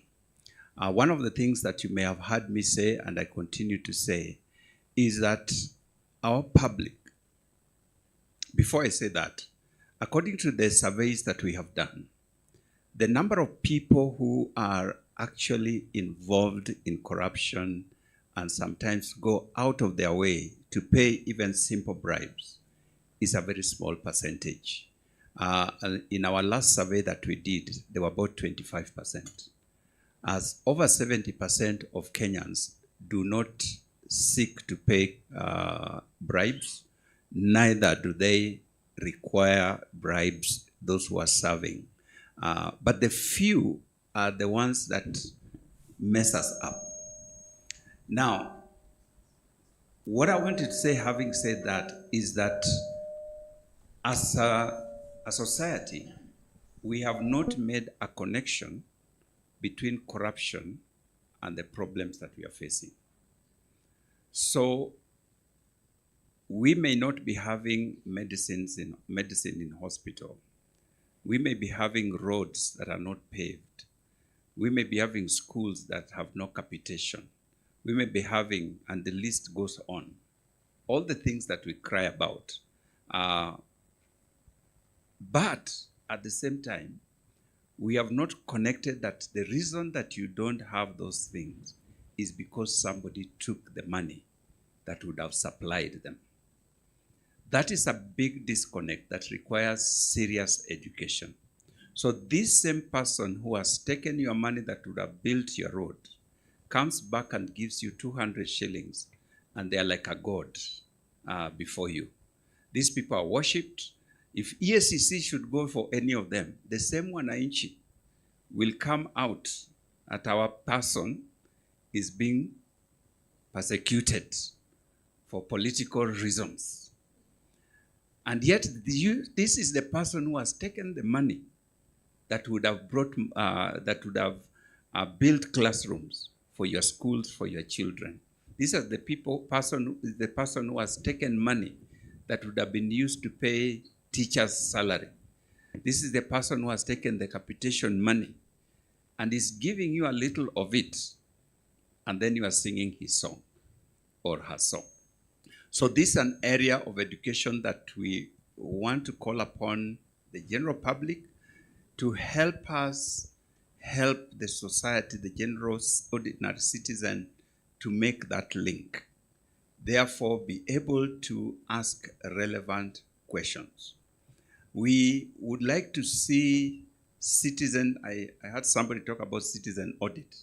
I think Auditor General talked about it. I was very excited about that because it's something that I've been thinking about. How can we empower our people at the grassroots to check how CDF is being utilized, how the bursaries are being distributed, how the money for roads is being utilized, and so on and so forth. If citizens were to take that upon themselves, and Professor Kivutha Kibwana demonstrated that it is possible when he was the governor of Makueni, because he, out of his own volition, went out and put together citizen committees and say, the county has allocated so much money to build this road. Now you as citizens along this road, make sure that this road is built and built to the standard. And it worked. And so on and so forth about various projects. So if we can get to that place where we educate our citizens to be aware that you have a responsibility to hold to account, even before the Auditor General comes, to hold to account those people who are managing our resources, I think it would go very, very far. We had a test of it in 2003 during the NAC government. Citizens came out themselves to audit various projects, programs. Even the police that we cry about, citizens were arresting them, and things began to work. So I agree with the person who has asked the question that we need to do something to the mind and then do something to the heart that will also then cure the pocket, as you say. But we have those programs. We have programs in terms of education and public awareness at 3 levels. One is general what we would call a baraza of people gathering together, and the ESCC person comes and talk to them. And this is an area I would like to encourage you who are listening to us. If you have a gathering that you'd like us to come and just educate members on matters corruption and integrity, whether it's a school, is a gathering of women or men, any kind. We get those kinds of invitations. There are not too many. We go, even if you are 10, we send our officers to come and talk to you, because those 10 can make a difference. Even if you are 100, you are organize a conference on something, invite our people to come and share with the public on what integrity matters corruption, what they can do, the responsibilities they can take, legal actions they can take. It will help us to expand this education and awareness. The second level is what we call integrity clubs. And this is targeting students in schools, in colleges, in universities. So we go to schools, colleges, and recruit children to be integrity club members. You know, like the 4K club. Now we have integrity club. These are champions then who can champion integrity from that tender age of a primary school student all the way to university level. So again, if you are a member of a BOM, you know, in your school, you could invite us and we can come and help the students on matters to do with integrity and corruption and raise integrity clubs within those schools. Some of them you read about in the papers where our teams have gone to different places to try and help bring this education and awareness. At a higher level, we have another education initiative. And this is now more academic. We have actually a National Integrity Academy, where now as an institution, for example, a company, an organization, you want to train your staff members or your managers on any area to do with integrity, corruption, how to detect, how to handle, and those kinds of things. Our people will take you through that, take your managers, take your staff members. We have an integrity academy where we do that kind of education. So that is a long answer to the short question on the corruption of the mind. The other question that I had was, why is ESCC more interested in arresting people than in prosecuting them? I think that was a question, something like that, okay? It is not an interest that we have. It is a mandate that we have. We have been mandated to enforce the law, and we are an investigative agency. So like we have said, you could be suspecting that something is happening in your institution, and you want us to find out whether some people or some person is misusing public resources. If we get that report, we'll send our people to come and do investigations. If indeed we find that something is happening, we'll go out and arrest that person. We actually have a police station at our offices. So we are a fully fledged law enforcement agency. And so when you see us doing that, we're just doing our work. We are not doing some drama, you know? It's like you are asking a police officer, why do you people arrest people? It is their work to do that. So we do that work, and we are not into drama. If, for example, we have found out that somebody has committed an offense or is suspected to have committed an offense, the normal way we would go out for that person is to call you and say, we have this information, please report to our office. You had that happen just this last week, you know, where we gave out a summons and said this individual should report to our office on Monday. They came without any drama. Of course, they came with their own drama, but not from us. So we are not out to create any drama around this. The only drama that will happen, like now that we ask these people to report on Monday, and they refuse to come, then our people will go for them. Into action. We swing into action. Normally we call it an operation. Yes. So when that kind of an operation happens, there's usually a lot of drama. Some of them end up very badly, like what happened in Bungoma, where our vehicles were destroyed. That is really, really a bad way of dealing with issues as Kenyans. And unfortunately, the local people come out and support those kinds of people. It undermines our work. So we are not out for drama. The third thing that I had in that question is, why are we not prosecuting? Is the final point, yes. We do not have the mandate to prosecute. Our role is to investigate. So we investigate and then forward that file, once we have finished our investigation with all the evidence and everything, to the Director of Public Prosecution, who is the person mandated to prosecute. What he does with that file is up to him, and there's no one who can ask him about it, according to the Constitution. So we do our part, and we pass on the...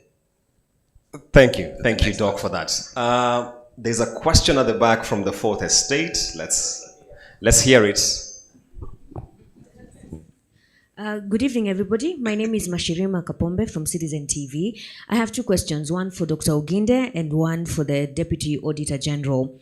Dr. Oginde, you guys do a good job investigating and arresting, but only for a while. Is it frustrating, or there's a weak link in justice being served to the Kenyan public? Because after a while, we see the charges being dropped, or when there is an out-of-court settlement, and whatever is paid back to the Kenyan public is not commensurate to the charges that were, whereby you find a governor is accused of spending 1.2 billion and the out-of-court settlement is 400 million. So where is the weak link? To the Deputy Auditor General, isn't it frustrating to table reports, give recommendations, and watch them gathering dust with little or no action being taken? Thank you. Thank you for that, Mashirima from Citizen. I'd like to come to this end here. Can I have a microphone here, please? You know, the former chair is right here with us.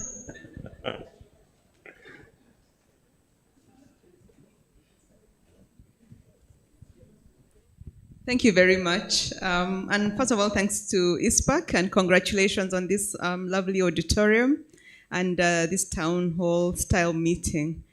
Now, I think I want to follow up on the questions that have been asked, and specifically, it's a really good start, but we definitely need the Office of the Public Prosecutor, the Director of Public Prosecutions, to be part of this sitting. We need the judiciary to be part of this sitting, because we have, shall I call, almost a cat and mouse game that's being played. Yes, EACC, you're going there, you're investigating, and then when it goes to the public prosecutor, they say they don't have enough evidence. When it goes to the court, there wasn't enough evidence. So if it even ends up in court, it gets dismissed. So it's almost, as Mashirima has asked, so yes, you're doing the investigation, but where is it ending? Because as human nature, and where you have resources available, people will want to dip their hands into these resources.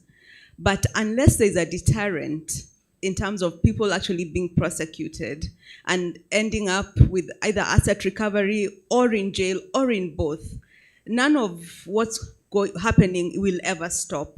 So, Chairman, please bring the Director of Public Prosecutions and please bring the judiciary, and let's have these conversations all together so that we know then where is that weak link.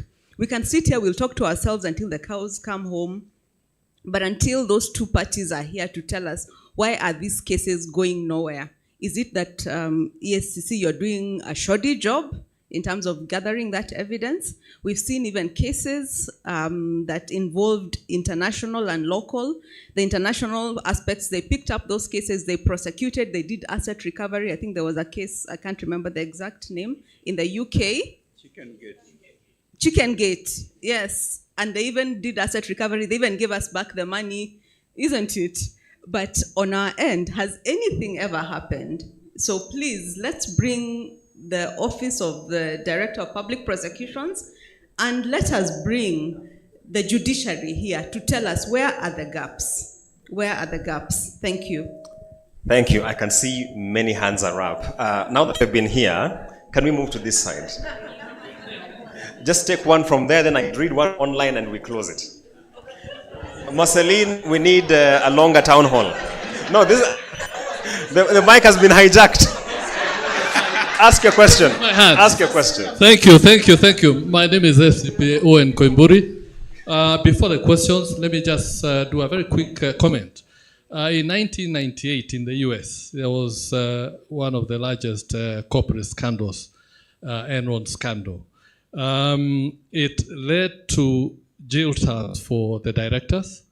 It led to the collapse of the then second largest accounting firms.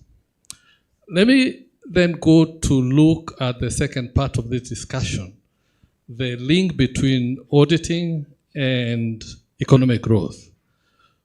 The statistics available now in Africa is that the leading countries in attracting FDI, foreign direct investment, which of course we know is one of the drivers of economic growth, is Egypt, Morocco, and South Africa. They are leading because of the regulatory environment they have, taking action of audit reports.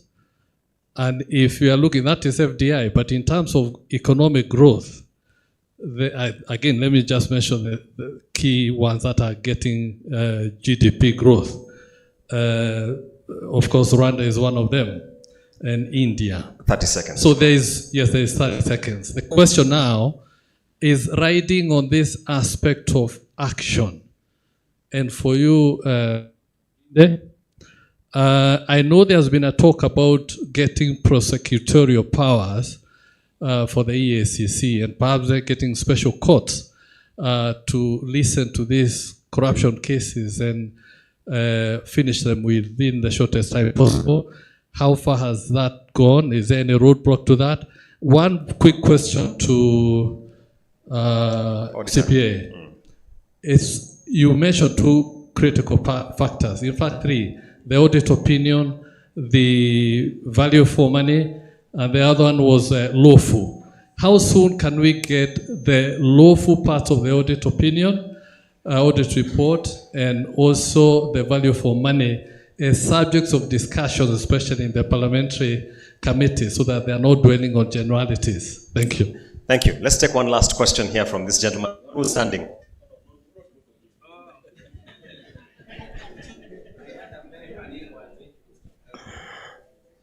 Shoot your question. Shoot it briefly. Thank you. I'm CPA Andrew Groni of Groni's AAA LLP. I practice.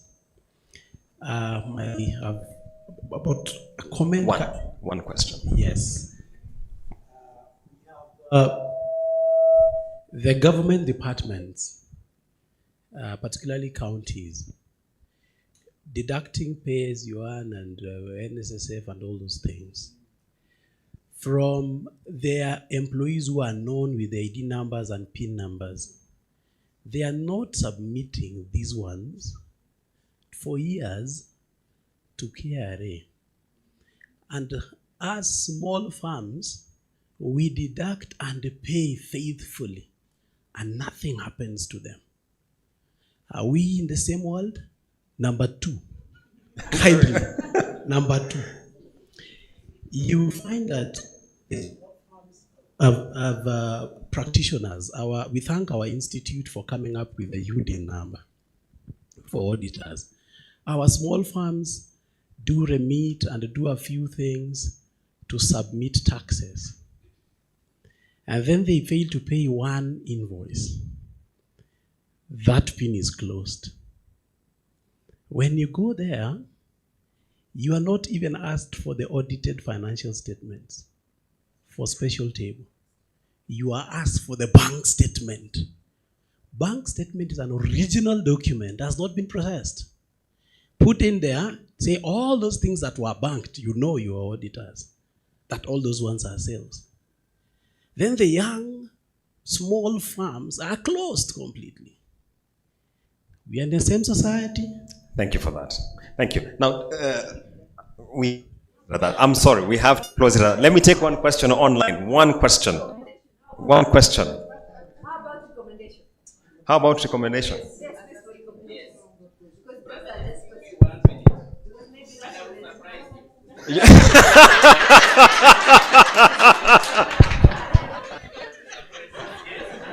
Surprise me. Thank you so much.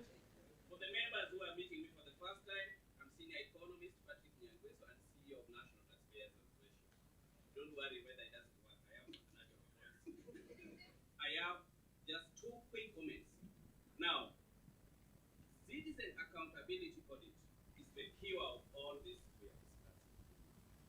CPO, just 1 week ago I met your team. You have a very good framework. To what extent are we really going to roll out this? Because engaging the citizens in the public audit process is the first cure to corruption, enhancing accountability, transparency, and helping us to achieve the key principles of governance, which I don't want to discuss. So we need to liaise and partner with relevant institutions. To Daktari, have you ever wondered if I want an employment opportunities today, I'm being asked to comply as regard to Chapter 6. But to what extent do we engage after Patrick has taken the public office to assess my source of wealth? I will tell you, Daktari, being experienced in social audit, we are looting this country at a rate at which it was not there for the last of 20 years. And therefore, I'm asking you to push for the wealth taxation, and that would resolve so that we don't overburden the small and medium enterprises. Lastly, you had 2 points. 2 points. 2 points. Okay. Can I pen down members, or I say this last one? Summarize. Let me surprise you now, last one. If you really want to create change in this country, to the Daktari, especially for the now EAC, we need to go out of our comfort zone and reach out to the people. Today, if you go to Kwale, people only know EACC, especially the common citizens, through TVs. I like your robust outreach program. Liaise with Icpak. Liaise with the organizations like NTA and other like-minded who have outreach to sensitize the public so that they would be able to report to you, especially on the corrupt practices at subnational level. Thank you. All right. Let's listen here. Let's listen here, friends. Our time is fast spent, and we need to wrap up this discussion. Marceline and team, we need a longer town hall clearly. But this is how we shall close it up. I want comments starting here, sweeping this way. If anything has been directed to you, respond to it. And then we shall close it with the chairperson here.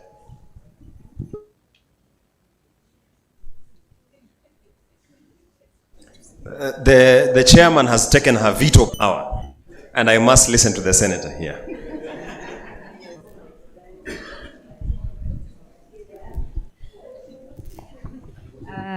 Thank you, Chair. There are very, very few simple things that people who have been practicing accountants know that, especially when you are working in a public sector, that helps. For example, when I was a senator, I was asking, they are called PPA now or PPOA, you know? Okay, whatever they are called now. I think that time they were called PPOA. I asked their CEO, why is it so difficult to get a price list on a quarterly basis done by that, just a simple assessment? Because even you as a manager who is approving expenditure, sometimes you might not be aware of how things cost, and there are a lot of corruption that can happen. I mean, I have a personal experience. In 2013, I did an investigation, and that was part of the gaps.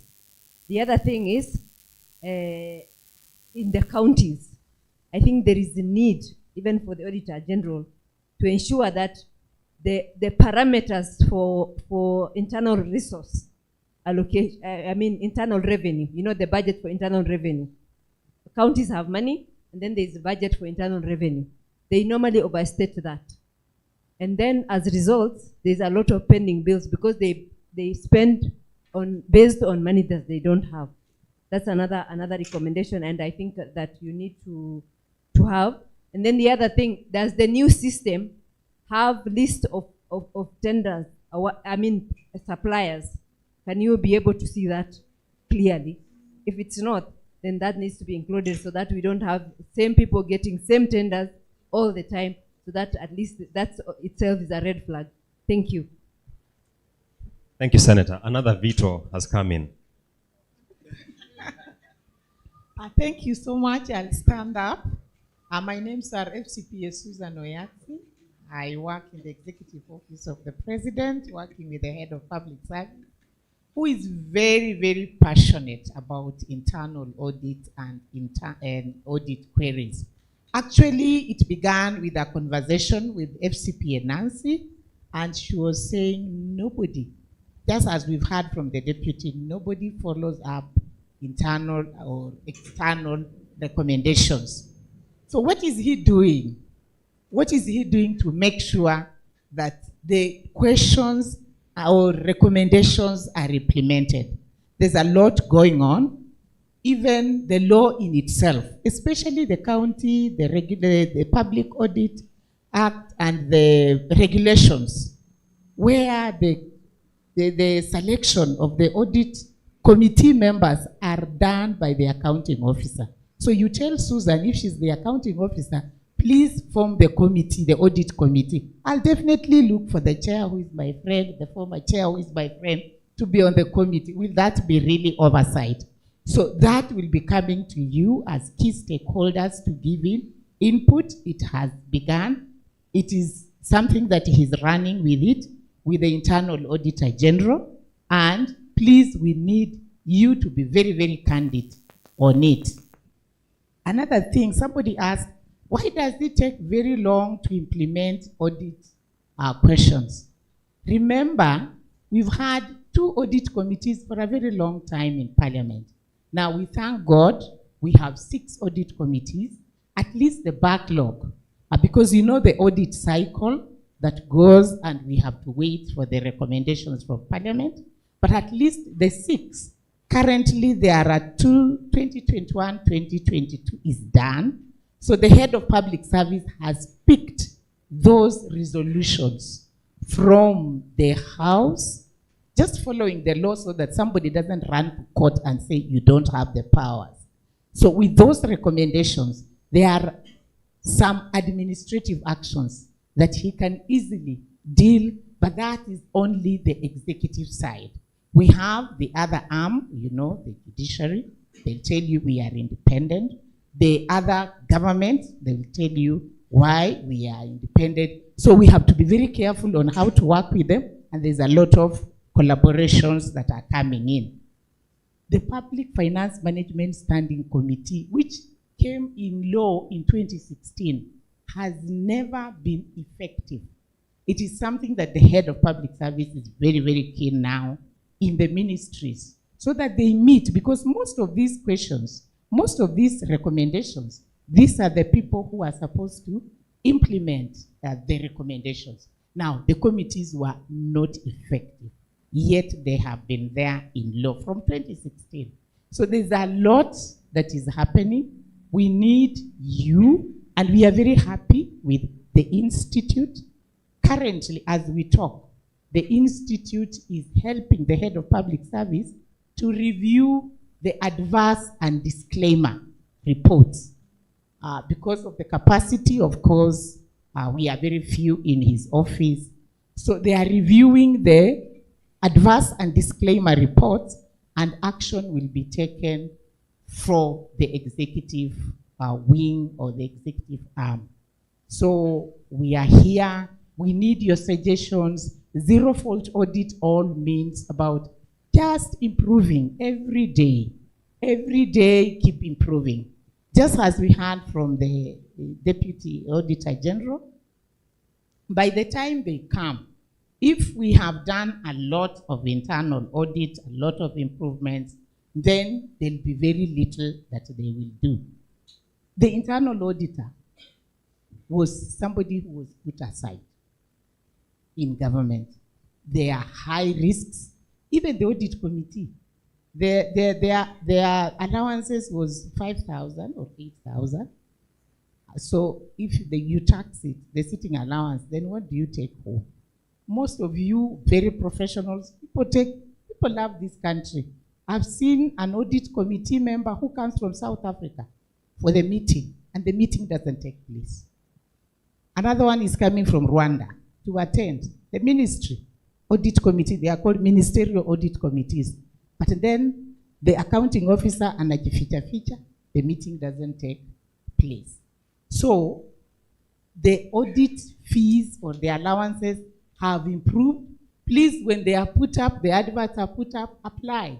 You are the people, you are the professional people. I can talk and talk. There's a lot that is going on. Thank you. Thank you, FCPA. I want to assure all those who have sent comments online that the team at the Institute will aggregate this and we file responses to all the issues that have been raised here. Meanwhile, in the interest of time, let me start from this end and let's keep it brief.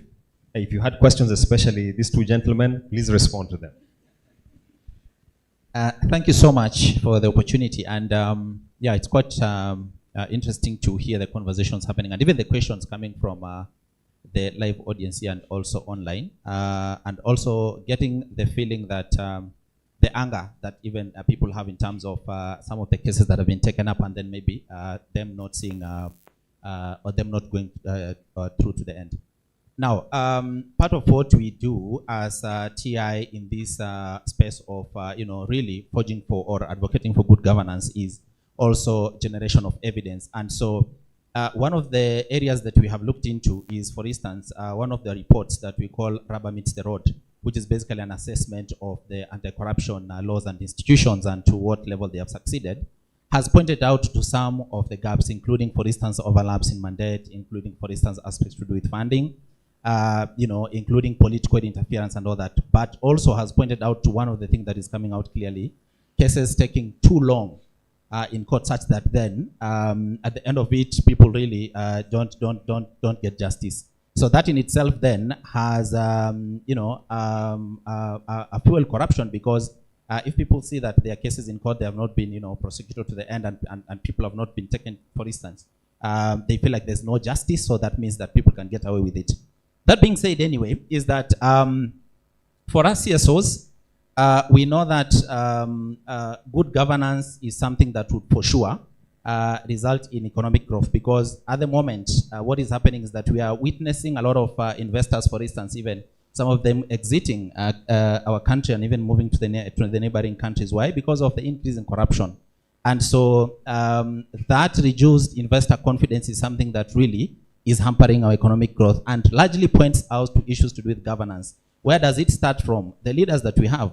And that's the reason why we will not tire, because sometimes we work with the different agencies, ESCC, the different stakeholders to be able to ensure that we are handling some other aspect. But sometimes where need be, we don't shy away from calling them out to actually be able to, for instance, act on some things, strengthen some of the things that they do. For instance, when it comes to aspect of clearance of leaders to, for instance, VI, those is something that, we have seen some gaps around that. And so we will continue advocating and calling for transparency and accountability for good governance, because we really believe that that way then we'll actually be able to have a good country. We all deserve this country, and we know that, it is the duty of everyone to just be able to do our part to ensure that we have a country for the generations to come, and we grow our economy, and also we attract investors, and then we prosper as a nation. Thank you so much. Thank you. Just to start maybe with Senator last in, first out, LIFO. Senators mentioned something to do with OSR, on-source revenue for the county governments, that is sometimes used as a tool to beef up your budget so that you end up having pending bills. As an office, we took note of that and do report on issues to do with budget credibility. And we raise that on each and every report, especially those that we know are very high revenue prone. We know the top 5 counties that actually generate the highest revenue and justify those and look at the absorption. But then the flip side for that was the counties still reporting on cash basis of accounting, which gave rise to the menace of pending bills. We've said that pending bills is actually a term that was coined in Kenya. It doesn't even exist. We've looked for the definition out there, and nobody was able to get what really means by pending bill. It's our hope that this transition to accrual basis is going to bring some sanity to record keeping at the county level, because right now we will be subjected to actually accrue this, demonstrate that it's accounts payable, put it in your books, and then it's no longer going to be an issue of creating pending bills, because previously on the cash basis of reporting, it was just an annexure. So counties use that as an opportunity to blow up their budget credibility, end up having pending bills that they cannot account for. I think that answers to Senator. There's a question from CEO National Taxpayers Association about how do we collaborate, because back then, I think it's about 8 years ago, we came up with a framework on implementing or rolling out citizen accountability audit. Sometimes you call it social audit. We ended up having memorandum of understanding with institutions like Transparency International and NTA. I think it's just a matter of reviving this, because we've seen that audit is moving towards citizen-centric, because we cannot reach some of those far-flanking projects at the corner of, say, Turkana. And we can only rely on technology one, like geosensing, or collaborating with the citizens so that we can actually get to audit for impact. So it's a matter of reviving this MOU. I'm sure you're aware of the MOU that was signed between the Office of Auditor General and the group of CSOs sometimes back. So it's just to bring that to traction so that it's actually implemented. A question from FCPA. We actually have a repository of all issues that are raised at both the ministry, department, and agency and state agencies. We call it the consolidated book that has all the reports to do with lawfulness, all the issues to do with value for money, all the issues consolidated to do with internal control, risk management, and governance. And this is actually published or publicized after it is tabled in Parliament. The law says you need 14 days. So if you just go through our website on OAG, you can try and download. You'll see some of these reports are consolidated. What we are advocating for, again, is the move from the appetite for the opinion to where the issues are, because that's where the impact are. That's where economic growth will come, because that's where we have all the pending projects that sometimes are cited in the news. So those are available on our website. Lastly, from the media, is it frustrating to look at this report, raise them, and they're gathering dust? I think FCPA Susan Oyatsi has elaborated that the growth of the Parliamentary Oversight Committee has really saved us. They've gained traction in discussing these reports, because we know the chain of accountability is that once an audit report is sent to Parliament, we have to wait for the committees to make recommendations for us to be able to action on them.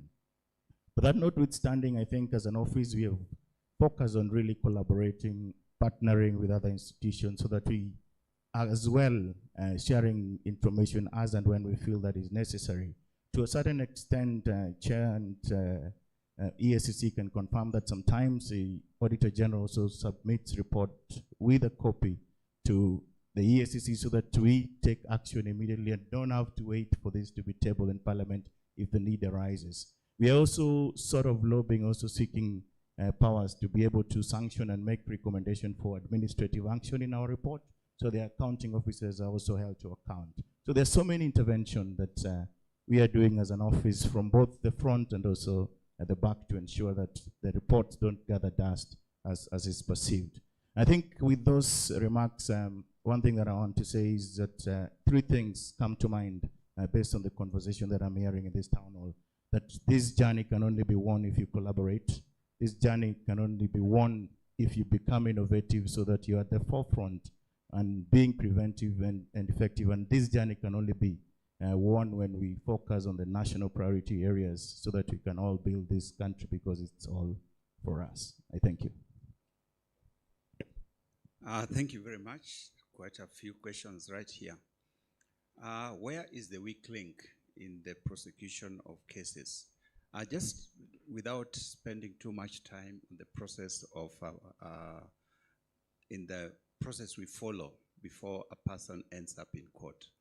Like I said, the ESCC, if we get a report, whether from an ordinary citizen or from the Auditor General, or wherever it comes from, our responsibility is to investigate that allegation and to satisfy ourselves that there is indeed some malpractice that happened and therefore action needs to be taken. At ESCC itself, we have a whole process that goes through at different layers, so that by the time we are forwarding a file for prosecution, for example, to the office of the DPP, we have, that file has gone through different levels of scrutiny. Now, in the law, it is also provided for that if the office of the DPP finds that there is not enough evidence, they can come back and that can be discussed so that we see where are the weak areas so that we make this case watertight. So there's that collaboration that can take place and sometimes does take place, so that by the time a case actually goes to to court, both ESCC and the office of the prosecutor are satisfied that there is adequate evidence to uphold this case in court. So I think that's what I would say for now. The process is there, collaboration is there, and therefore a case should not go to court and then you say you withdraw it because there's lack of evidence. Because you had looked at that case, you had identified any areas that are of weakness, and if there is lack of evidence, we can always go back and find out whether we can tighten the case, and normally that happens. We are in the process of discussion. Discussion with the judiciary, discussions with the Attorney General, discussions with the Director of Public Prosecution. Our oversight body as ESCC is the JLAC, Justice and Legal Affairs Committee in Parliament. We have discussions there. They're the ones who oversight all of us to just see how can we work together to tighten this whole process. So efforts are being made to really ensure that cases are sorted out in the shortest time possible. Two things that have happened that are very encouraging, at least from where I sit. One is the recent passing of the conflict of interest, which used to be bill, now is an act. It has tightened various loopholes that were there and weaknesses that were there in especially prosecuting the issues of conflict of interest, which is actually a main source of corruption, particularly in the counties. Families coming together and forming companies and then doing business with the county. That is a source of a lot of money that is lost at the county level, not just county, but even other government ministries and agencies. So the Conflict of Interest Act is going to help us in that particular area to tighten those areas that were weak so that we can see better justice process taking place. The other good thing from where I sit again that I think has happened and will answer some of the issues that the Senator raised is the EGP. And disclaimer here, I'm not an advocate for EGP. I'm a consumer of the same. But we as ESCC are major players, would I say major, are players in the system. And the Treasury, which is going to be running this system, actually came to us and took us through the whole process of how it is going to operate, what our role as ESCC is going to be, and how it is going to seal some of the loopholes that have been there. And I say that if what was said actually happens, this is actually a very good system that is going to help us to seal some of the loopholes. You ask, for example, Senator, pricing. Pricing is now going to be in the EGP so that we don't have this chair, one office buying it for 20,000, another office buying it for 100,000, another office buying it for 200,000. It will be specified with all the specifications so that if we have come here and seen your hall and said, I think we also need chairs like that, we will simply ask you, where did you buy this, or what is the specification? Then we put it in the EGP, and there's a price that will come up there that will show that this chair cannot be more than 30,000, for example. So there will be no issue of us buying this chair for 300,000 or 200,000 or 100,000. So the issue of pricing is taken care of there. The other thing is about suppliers. Suppliers will register. There's a portal for suppliers. So you go out there and register as a supplier. You state what you supply or you will be supplying. So when you see a tender, you simply go to your portal, your account, and click on the various things that you want to supply at the prices that, those are called indicative prices. So you can still say if this indicative price is 30,000, you can still price it for 40,000. That is your quote, because that's what you can, that's according to your own system, that's what you can supply it for. Another person will supply it for 25, and that's how the tendering will happen. So then the system will analyze all these things, and where even tender committees used to agree among themselves, this thing will now be computerized. And that's why I say for me, it is a very good system. Issues of families registering companies and doing business with their own organizations is taken care of there because it's an integrated system. It has integrated with KRA, it is integrated with the Business Registration Center, so we can know who is the owner of this company that is applying for this tender. So we will not have these vague companies, that are layered and layered and layered. So that is something that I believe is going to help us. The other question was on wealth declaration, not wealth declaration, wealth audit, which is the last one I will talk about. I think somebody also wanted me to talk about out-of-court settlements. Let me start with the out-of-court settlement. There are two types of out-of-court settlement. They are really not out of court. They are actually part of the court process because they are provided for in the law. One is on civil matters. If, for example, we found out that you grabbed some properties or you embezzled some funds, the law provides that as EACC, we can require of you to return that money or return that asset, if it was land or a house or whatever it is. Now, when it comes to money, you embezzled this money some 20 years ago or some 5 years ago.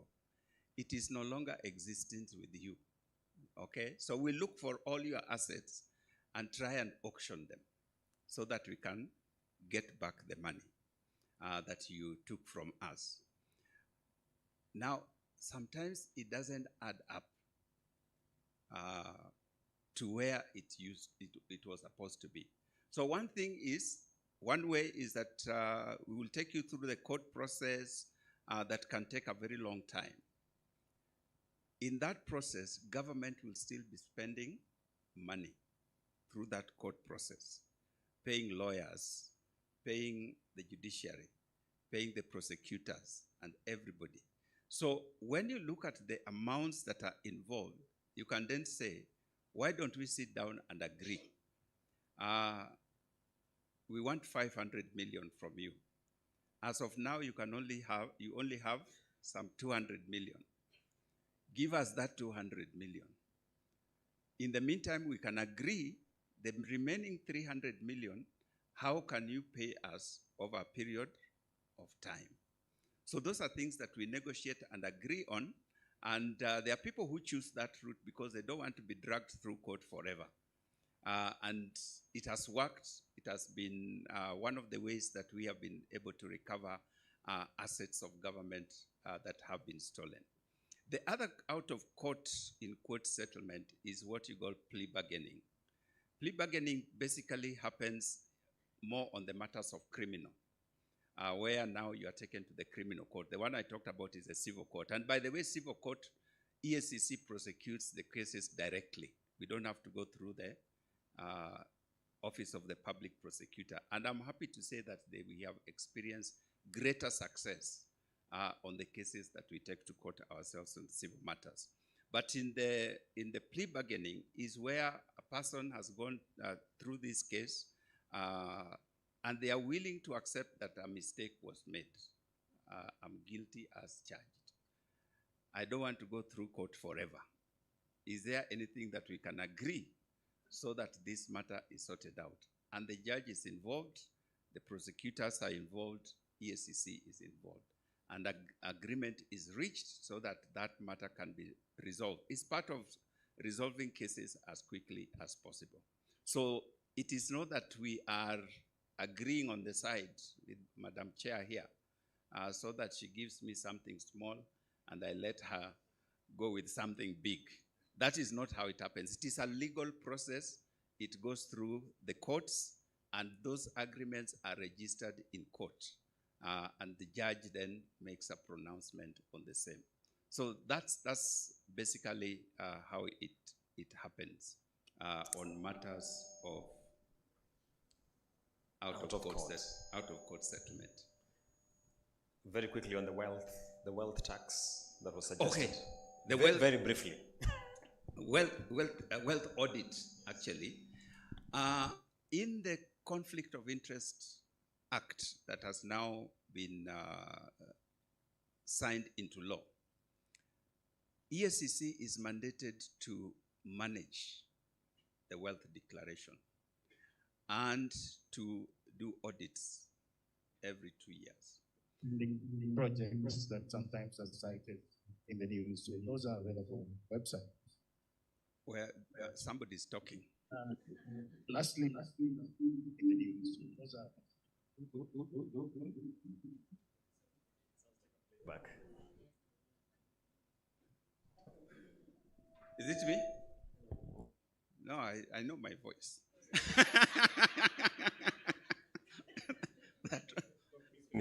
Okay, let me finish with this. So what is going to happen is that wealth declaration is going to managed by EACC, and we hope that this will help us in that audit process so that we get to know you have been in office for the last 3 years. You came in, when you are coming in, you said you are worth 300 million. Suddenly now you are worth 3 billion. You can explain to us how you got there, the 3 billion. And the law provides that anything that you cannot explain is forfeited to the state. And that we have done several times. And the courts are very, very helpful in this. The last thing I didn't say is among the good things that are happening, there's a bill that the AG is working on, the EACC Act, which is going to help streamline some of these things that we have been talking about, including how long cases take. You may have heard the president pronounce himself on it that he wants cases concluded within 6 months. So that is something that is in process. We are hoping that it will be approved soon through Parliament and becomes law, and it will help to speed up cases, among other good things that are in that particular act. Thank you, Doctor. Finally, Chair. Yeah, thank you so much. The discussions that have been going on are actually the sense of why we came up with this town hall. And we are very happy because we are seeing the fruits. So from what has come out, it is very clear that for us to save the country, we cannot do that as Icpak alone. We have to hold hands. It must be a multi-agency. and we must also involve the civil society. And once we get the critical mass, I believe as professionals, we are the ones who will save Kenya. Now, most of us who are here are accountants, so I want to give you a call where my plea is this. Remember, as accountants, we are the moral compass of this calling, and the calling is our profession. Again, as accountants, we are known as the stewards of public trust. And again, looking at our credo, the CPA, it stands for credibility, professionalism, and accountability. Let us hold ourselves accountable and live by that. And I want to also make an appeal. Can the offices that are supposed to be held by accountants be held by accountants? Otherwise, if we are dealing with quacks, we will actually be doing guesswork in the space of the profession. And whenever you are dealing with guesswork, every other decisions will be around guesswork. So that must stop. And we are going to rally this call so that as accountants occupy those positions, they are also given a fair pay, because we are the ones who actually safeguard public resources. So we are going to put up that fight. We are going to work with other agencies so that we save our country. So those are the closing remarks. And I want to say, this room that we have occupied today for the first time, the room is open for any discussions that are going to save the country. This space is open so that we can save and redeem our country. Thank you. Thank you very much, and to my panelists. Let's appreciate them one more time. That was a great conversation, and thank you to the audience and the questions that were fielded. That was quite illuminating. Asante sana, I shall usher you back to your seats. Oh, we need a photo before we take our seats, so let's rise to our feet and have that photo taken. Thank you.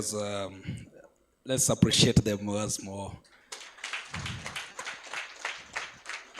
As the photo is being taken, allow me to invite our Vice Chair, FCPA Bernard Amuka, to appreciate you before you step down. And thereafter, we have also organized across the room their refreshments from here. Don't leave in a hurry. Kindly take a cup. Thank you. Yes. Thank you very much, Hillary and team. So for our panelists, please remain standing, and let me quickly invite CPA Wycliffe. Please come up front quickly to just gift our panelists.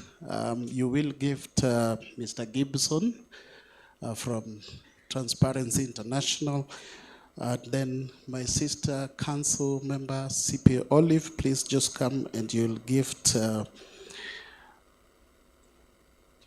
Mr. Fred, CPA Fred from the OAG. And then my colleague, CPA Mbogo, council member, please come and support us to gift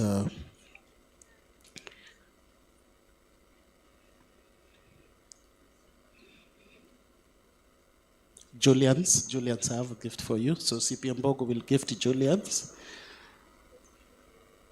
And our national chairman, you will gift Dr. Oginde.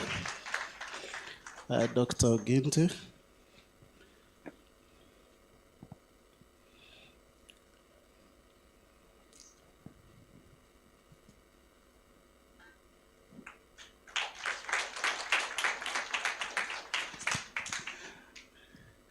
Let's give them a better hand of applause as we do this. Yeah, thank you. Yes.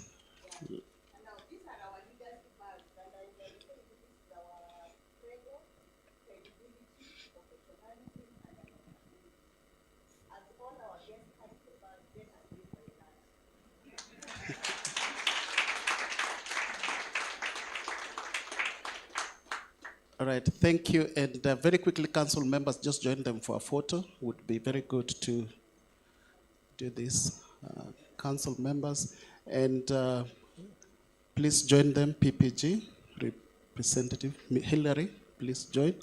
Maslin, please join. Okay.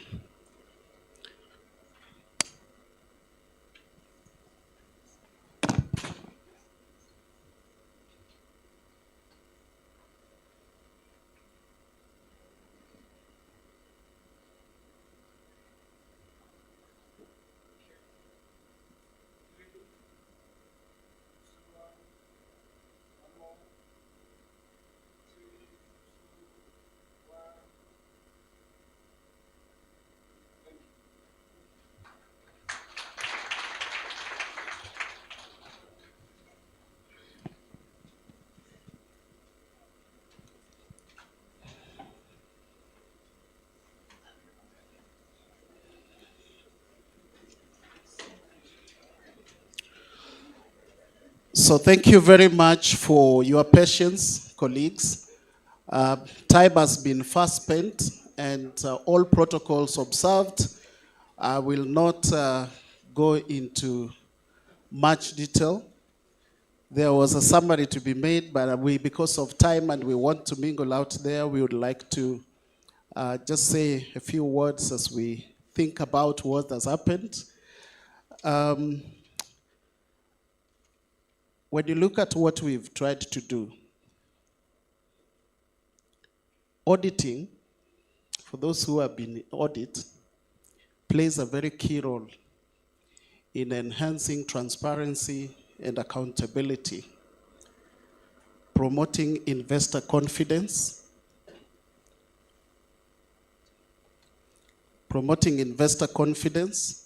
supporting economic stability, fostering good governance, encouraging compliance, and improving resource allocation.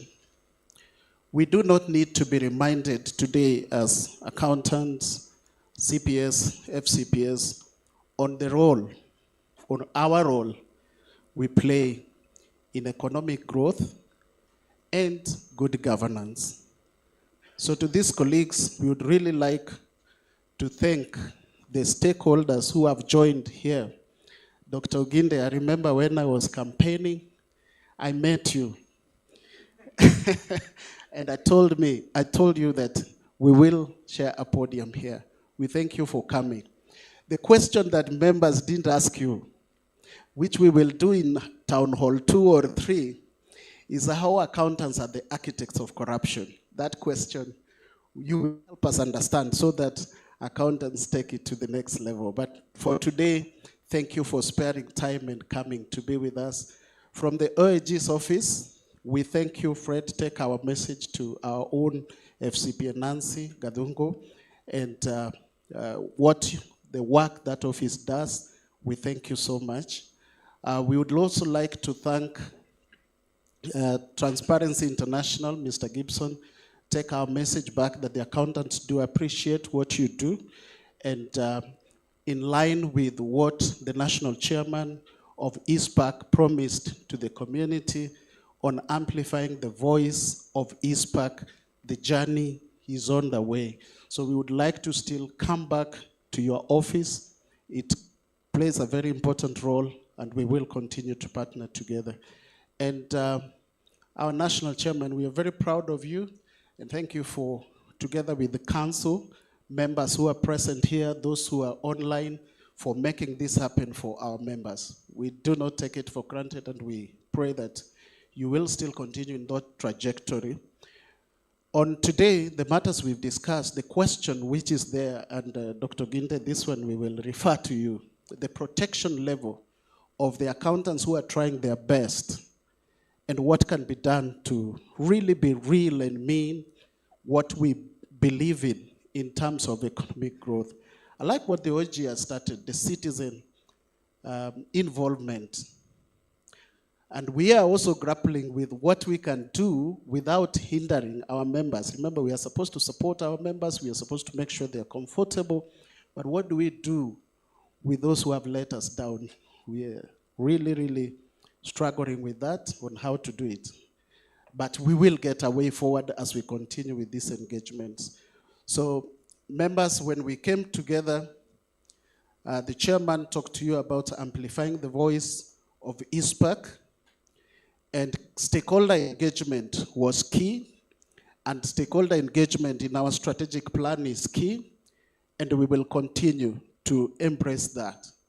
You have seen, and we've heard from the former chairman, FCP Rose Maura, on the comment that we could have added parliament here. So I think next one we look for a very good session, and also Senate. But I'm glad that in the wisdom of council, they are putting a liaison officer to work with Parliament, Senate, in terms of bringing this to life. So we will get to know more about this. So this is just as by the chair, and we look forward to more engagement.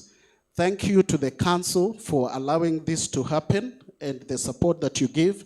And a very good congratulations to our CEO in absentia, CPA Dr. Grace Kamau, for working tirelessly with the Secretariat to put this together. We may lack the time to recognize you individually, but please get to note, as was promised, we are committed to supporting you. Our CEO has mentioned very specific matters, and I do not want to repeat them, and the national chairman and what has come out here will shape the next agenda. Our MC, Mr. Mboko, and I know the media was here. I think this is the preparation for the next levels. We ask you, the media, to represent us fairly and the true value of the conversations that have taken place here. So we do not expect any misrepresentation of the facts, but we appreciate the advocacy that you play and consume our reports and support our teams. We would like to thank you, our members, most sincerely for turning out in large numbers. Actually, over 2,000 registered online, and I can see the room is still full, and I see senior members of the profession. I am very certain this is the time when we start our journey, and we ask all of us to stand up and be there for the profession. Over 35,000 voices raised in this country. I don't know who can stand on our way. So let's belt up, support each other. I don't know whether we will have a church where if you have committed sins in some of the things discussed here, we will ask EACC to ask our members to really be helped. And if you make confessions, it shall be well, I guess. So thank you very much, and I would like to say this session is closed until we get the next one. And thank you, God bless you, and let's stand in for Icpak, and Icpak is you and I, and let's make Icpak proud. Thank you so much, and God bless you.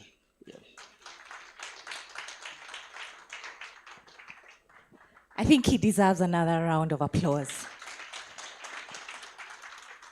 And also for yourselves for being patient enough and extending the time. That one should be bigger, right? Well done, well done. So just one announcement. If you've lost your car keys, I'm sure you need to get home. I am in possession. I'm an owner of a new car. So please make sure you see me behind the tent. We do have some snacks and tea that are not finished, a lot of it across the room. Please feel free to join us for that as we leave. But from Icpak, thank you. We cannot say that thank you enough. A huge clap as we finish. We can close with a word of prayer. We can be on our feet. We can stand. We've sat for too long. Let us pray. Dear Lord, we come before you with thanksgiving in our heart. Thank you for this day, and thank you for the discussions we've had. We thank you for the wisdom that you have bestowed upon this room. We ask that you give us the diligence to follow through what we've committed to do. We ask you to give us the guidance so that we always do right, even when no one is watching. We ask you to bless each and every person who made time to be here today. Bless them wherever they have lacked. Lord, fill them up. And as we continue this journey of integrity, we ask you to walk with us, be with us, and guide us. And as we go to our homes, we ask you to cover us with the blood of Jesus on the road and protect all of us. And we'll not forget to give you thank you. In Jesus' name we pray and believe. Amen.